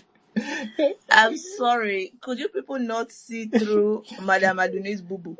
No, she, we could see. But Okay, bold of your you husband to assume. conveniently avoided speaking about it until now that you no, have seen it I knew it. It's in one of, full glory. it was just one, In her good glory. it's just one of, no. She had, I remember she came on and before, I can't remember if she said As soon something as she she's walked saying. in, I was like, who's this? I paused the thing. I was like, who's this babe? This babe has aura. Or And then aura. she started doing sexual harassment and I was sold. I was sold. I was like, that's when, when Vanessa said to off pints I to didn't F say, I was like, hey. Don't hey, but that's what you said? no, I'm no, quoting no, you. no, no, no. I said to drop trousers. she said Not to I'm that's sorry, drop we trousers, want to of course. quote I'm sorry, I did not accurately. gender it well. Yes, it's drop Drop trousers, yes. Of which I 100% agreed. I was like, what are you doing, my guy? a man provides. In my, man provides. Because how will you now go on later on to cheat and you're telling me that In my fairness, bad let's not bad. forget that Madame Aduni scammed him, but moving on. Yeah. But like that's why he's doing like he's being tortured. He's like a play. He likes it. Hey, good. I'm It's telling you. okay. Move. Anyway, To Kill a Monkey was Monkey die. yeah, 8 hours. We've done this did the recently. monkey die? Have- Monkey Sorry, Yes, die. Mrs. now. C said monkey died. Me, I didn't. Elizabeth, did We you see spent monkey eight that died? hours. We spent What eight happened to hours the on monkeys, killing a guys? That monkey. is my Let's What assume question stuff that the too. monkey the died. execution now? I also have that same question. What happened to the monkey? Monkey died. Obos was monkey. Monkey died. Ha. It was Obos that they wanted to kill as a monkey. Hmm. Buzz is the monkey, Monkey. Guys, the one wearing the monkey mask so Eh? like and that in the and can beginning say when we saw something. the monkeys and the Yeah, monkey And that and the monkey that was shy monkey. on the What tree. cable do you think it is? yes, that's a buzz. The one that was in the car is a buzz. Yeah. Obos was big monkey. The other people small monkey. One Okay, assumes the big monkey we want to Obos kill. like Obo, right? Wow, wow, wow, wow, wow. Big monkey die. Small monkeys enter bush. Oh God! All right. No, no, no, no, no. You people did hear. Elizabeth just dropped lyrics. I people are glossing Yeah, over we the don't. lyrics. Does this was this lyrics pertaining to Yoruba translations? Well, yes. Yeah. Well. Yeah, Yeah. monkey is Obo in Yoruba now. As per Uh, Obos. Wow, Kemi, whoa. What? Oh, wait. Okay. well done. Mm. Well Oh, done. interesting. I can't believe that you people are Mm. doing. People are absolutely ridiculous. Oh, I did not know this. All right. And then we ended where we were last week. The Coco Live Shorts, which killed all the hate in all you haters' hearts. Only some people managed to actually say some meaningful bad things about the Zikoko Live Shorts. Talents. But yeah, actually, the Coco Live Show was, if we're just basing it on last week, we're like, oh, there's hope for Nollywood. People will forget one drop out of how many? That's why you schedule this thing to remind This us. is abusive Let's not get relationship. too excited. Every I 3 need them years. to do. I need Zikoko to do more In shots. the end, Then Mr. C, Vanessa was correct. You do these things to us. I'm Wow, helping wow, you. I'm wow. helping Wow, wow, you wow, wow, stay wow. grounded, because if you guys are just watching this one now, mm-mm, you're like, oh, Nollywood is back. Are Nollywood you is saying the back. But if I vindication? make you watch films every week, No, if no, I Are you make you saying no. watch films every vindication? week, you will See, have the right but perspective. can I look at this now? There are some people that have not watched Nollywood in like 5 years. They watch To Kill a Monkey. They're like, wow, wow, wow, wow, wow. Nollywood has progressed. You don't want us to have that kind of joy. That We kind of just joy. do NFC once every 2 years. So that we'll just come, we'll be like, wow, wow, wow, wow, wow. Considering that the last thing we saw was the party, we have really progressed. Wow, wow, wow, wow, The wow. party, Considering the last thing we saw the was party that fall was that took us red this back. thing. And this is what I'm saying now. It's like when we watch something, after the last thing we remember is the party. So we now watch To Kill a Monkey, we now be like, wow, wow, wow, wow, wow.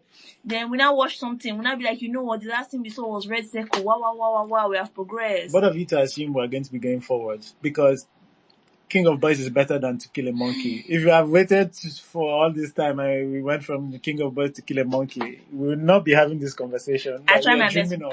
but if you think if we had gone from King of Boys and we had skipped King of Boys 2 to Kill a Monkey, we would have not Exactly. experienced King of Boys 2. Exactly.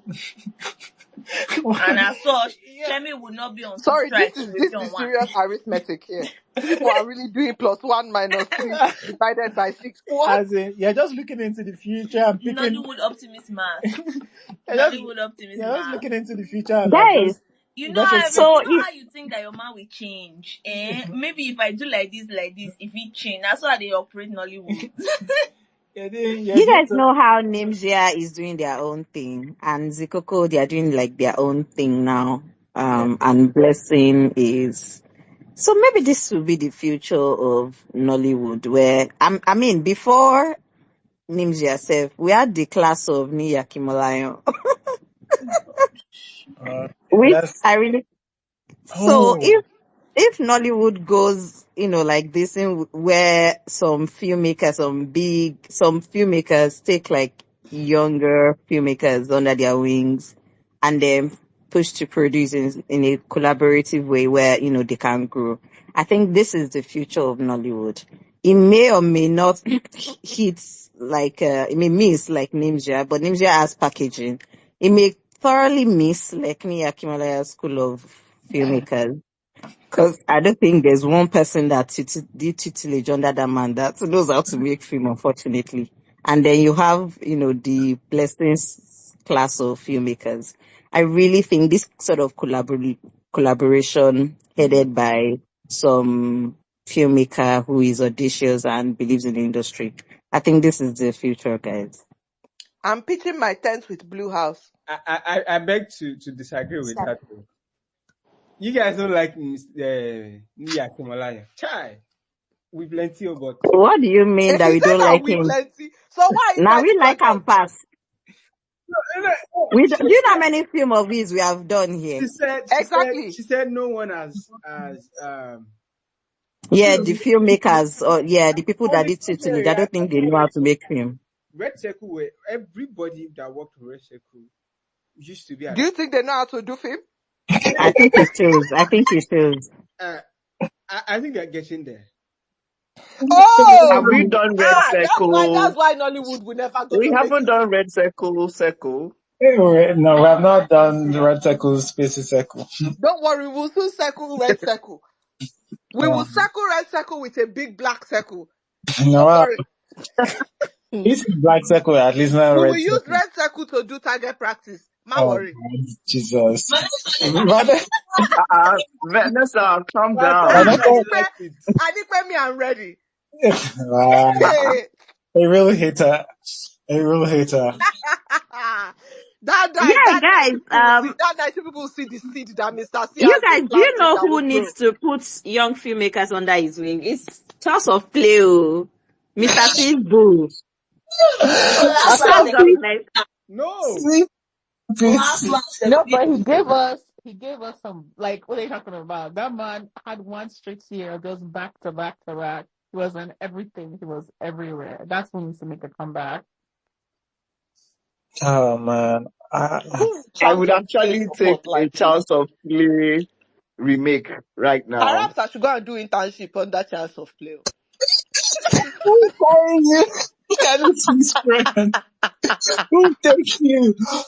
You hide your CV, hide your name. But honestly, yeah, it's weird. I feel I think Unduka said I would take a Chance of Play remake now. I don't know where I would take it to, but I will shall take it. I will most definitely take it over anything that Niya Kumalayo makes or anyone associated with Niya Kumalayo. I think the funny thing is like I rag on Nee sometimes, but Nee has shown a lot of talent in very short moments. Nee is so like I would never compare like Nee and Nas. Like Nas should stop. Nas really stop. Director. I know what thing they do. Nas should. It's not working out. Produce, give somebody the reins. But in terms of directing films, that should He end. also should not write. Nas too should not write. He should try that. Drop your pen. Why are you guys talking about just Nas? It's the three of them. Not the Three of them. production. You know what? That production company. I remember what's that?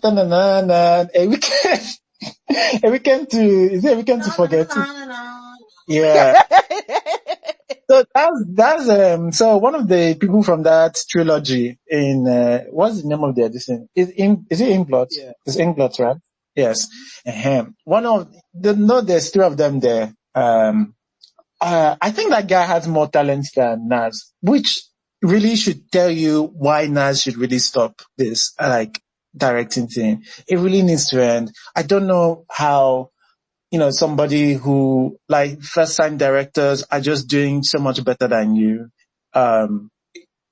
But Nee has shown in a lot of short moments, good eyes, great ways to incorporate And he's VFX. very audacious. Nee is very audacious. Sometimes like Nee's film will carry you to where you don't know, but it's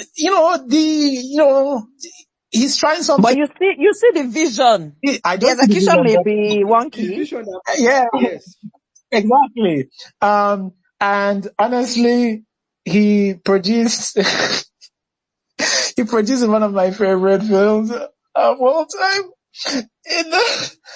in La Casa de Papel. Oh no, that film. So that film is great. Like in terms of that's kind of audacious that even though it went so far not well, that's the kind of at least audacious. I need that kind of audacity from filmmakers. At least do something. What's one of my favorite films? The VFX in it is obviously very bad, but it's just the concept behind it. You know, a naked ghost, a half naked ghost that helps you like roll That your helps head. you zip up your dress. It's Oh, my favorite come thing in the on now. world. Come on now. You know, it's interesting, you know, and honestly, it did feel Nigerian, which, you know, it's Nas again. I don't know. The way Nas feels is just in authenticity. It just feels like he's copied somebody that I don't know what Nas is doing, but whatever he's doing, he just needs to stop. Anyway. But yeah, it's weird because I thought we were talking about the Coco Live shorts. We have somehow transitioned into. Again, proof that Mr. C is the reason why we have been branded haters. I'm As very you can interested. see. I'm very interested in tracing who brought us here, and let's see who caused it. Whether it's not Vanessa. Anyway, I just want to mention that Nee also has something that I think is really good. Nee's production. Nee knows how to production design. Like Nee can just stop making film and just go into production design. I love how we're looking for alternate careers for these people, and then Mr. C just says Nas, no.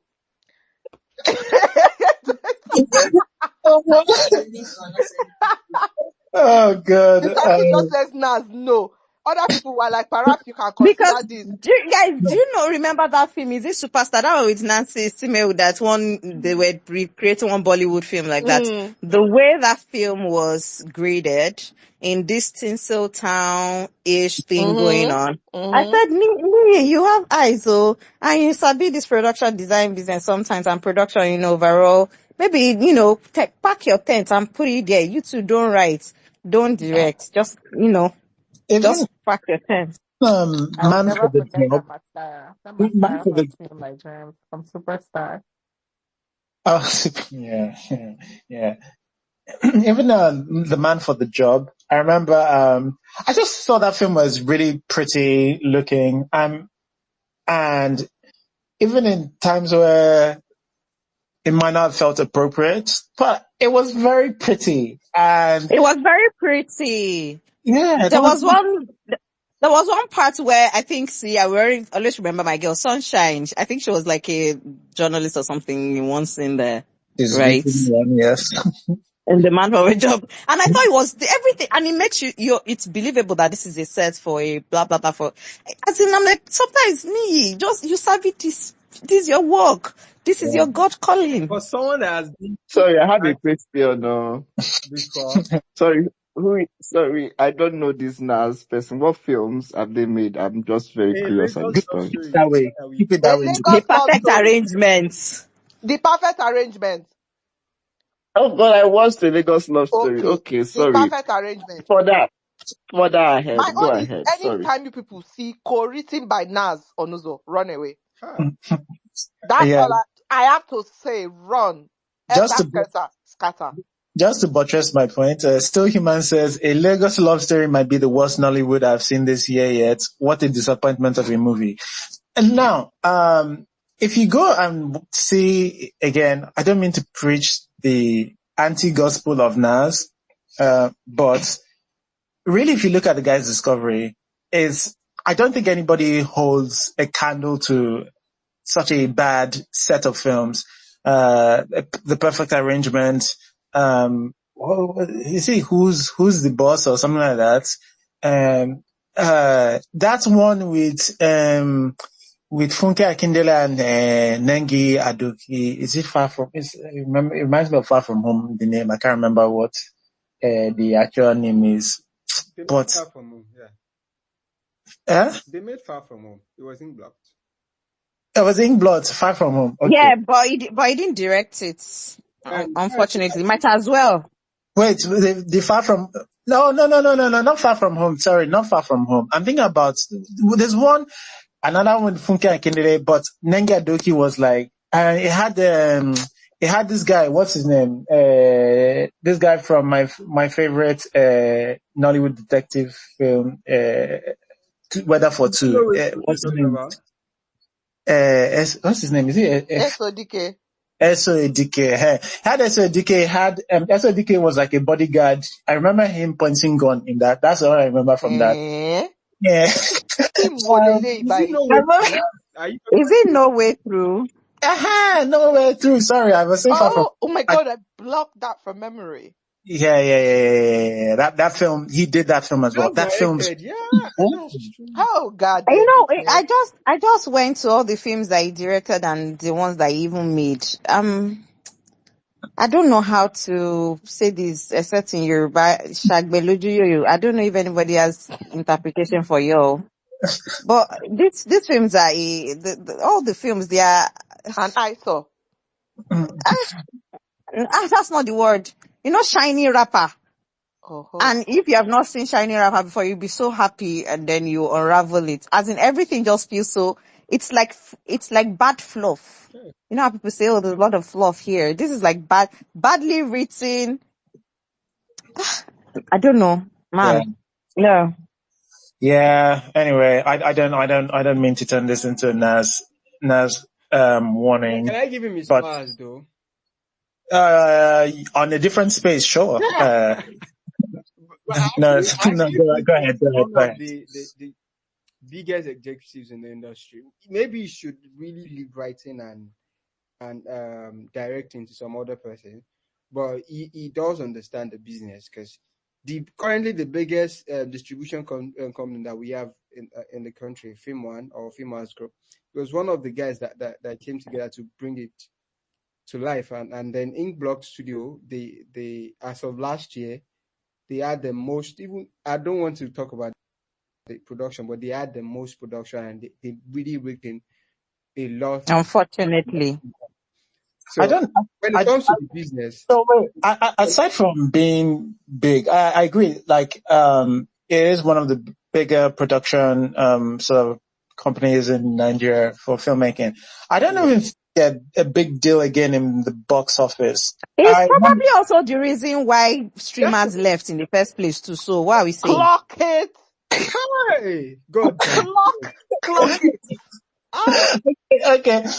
We don't. where this guy come from? Wait, the reason why I say this is that I think the last thing that they put in the cinemas is the setup 2, which I can't remember. It bombed. I remember that film bombing so hard that it's Inside Nollywood did an article about what caused it to flop, and I remember Nas feeling like somebody was dancing on his grave because they said his movie flopped. But yeah, that film was a film starring Jamaic, Adesua, Nancy, I almost said Tiwa Savage, and Tinamba, Abi. That movie, I don't think that movie made 50 million, if I'm remembering correctly, which, not a good thing for something that I think the original had made, I can't remember, something north of 100 million, and that was back when 100 million used to mean something. I can't remember, but I can't remember what they made 100 million, but it Yeah, should be back of it. Inkplot as a production house, at the cinemas, they should, sorry. Nas as an executive in film house, yeah, they have the largest, I mean, the big, whatever number of screens in the country. So yeah, that. But as a filmmaker investing, uh, Yeah, shall people have closed doors for streaming. I'm interested to see what the next thing Inkblot puts in the cinema, how well it does, but because I don't even think I don't think that, maybe they were relying too much on streaming and they were a bit more, relaxed because of how well they were getting things from streamers. Let me add this, Mr. C, please. So I think the main reason why they haven't gone to the cinema in a while is because of this. They are launching a new streaming platform like Inkblock and Film One. Cover. They're launching it this month. So I think that's that the all Well, the no, project. I'm not talking about why they haven't gotten to the cinema. The reason why they haven't gotten to the cinema is because they were one of the people who had deals with Prime and they were Yeah, releasing their films on Prime. But I'm saying the last time they went to the cinema, the film performed very, very that badly. was Family Basic, by the way. Their last You say? Family Basic was their last cinema outing. Oh, Family Gbese. I didn't. Yeah. What? How did you do? Ah, me mo Jack. How did you do? He How did said, you do? he said, Mo Jack Basic, but it was okay. Yeah. Okay. All right. I'm just wondering because the last thing I know that they did that went to, oh my God, Family Base is even on Prime. Yeah, it don't cry. yes, now, don't you remember? I don't know, we didn't watch it for what's it called, for Film Club, but we watched it now. Yeah. We, it's Okay. the one that, We is watched it it. JME? Who watched it? God forbid. We watched it though. Who is we? Talking It to. We, made about 50 million. Wow. He said it made how much? I'm seeing 56 million here. Yeah. So, do you see what I He mean? don't In he terms of, don't he don't become old taker be that. do you see what I mean? Then God would look at the setup too, how much that made. I just don't. This thing where like Inkblot is a big deal in terms of putting films out in the cinema. I don't think they're that It is anymore. the law of diminishing returns, guys. No, this they diminish. I don't know because I don't know if that's the case because I think a lot of at least getting a lot of your fans to the cinema. That thing is a lot of that first week is a lot of marketing and driven by a lot of producing marketing. Um, that the fact that they don't even have that down. Yeah, I don't know what's Inkblot's Every one of purpose them ran is. away from the cinemas in 2022. I don't know what Inkblot's purpose is if they can't even sort of guarantee you at least 75 million in the cinema, like at least guarantee you that. So anyway, so the business side of it, if it's not to Porn Prime, I don't know. Anyway, I just want to say that I don't know which side of Nollywood you people are on, but I've never heard of any of these films. Family who? yeah, that's crazy. That's crazy, Nduka. Wow. I've not heard any of Nat's films. That's wild. Okay. All right. Anyway, thank you guys. This was much longer, but just as fun. Do follow Nolly Files for future what we watched conversation. Thanks to everybody who in the comment sections. Next week, I don't have any idea what we're discussing. We pray maybe we'll go back to some topics. We'll see. But thanks everybody for I joining wanted us. us to we talk should do a about versus. We haven't done a versus since the first versus. Yeah, we might do that actually. Let's see. I wanted us to talk about what we're opening for in the next half, but this has been 3 hours. Yes. Perfect. How come? Welcome to NFC. Yeah, welcome to NFC. That's we are very verbose here. We'll be here next week. We'll drag this thing together. Don't And worry. then you will be dragging Kemi. You should consider listening We're to trying to be like yourself. Kemi Adetiba. Wow. Okay. All right. Leave my queen out of this. We'll meet next week. See you, Miss Grants, next week. Thanks again, and bye-bye. Bye. Thanks for listening to the episode.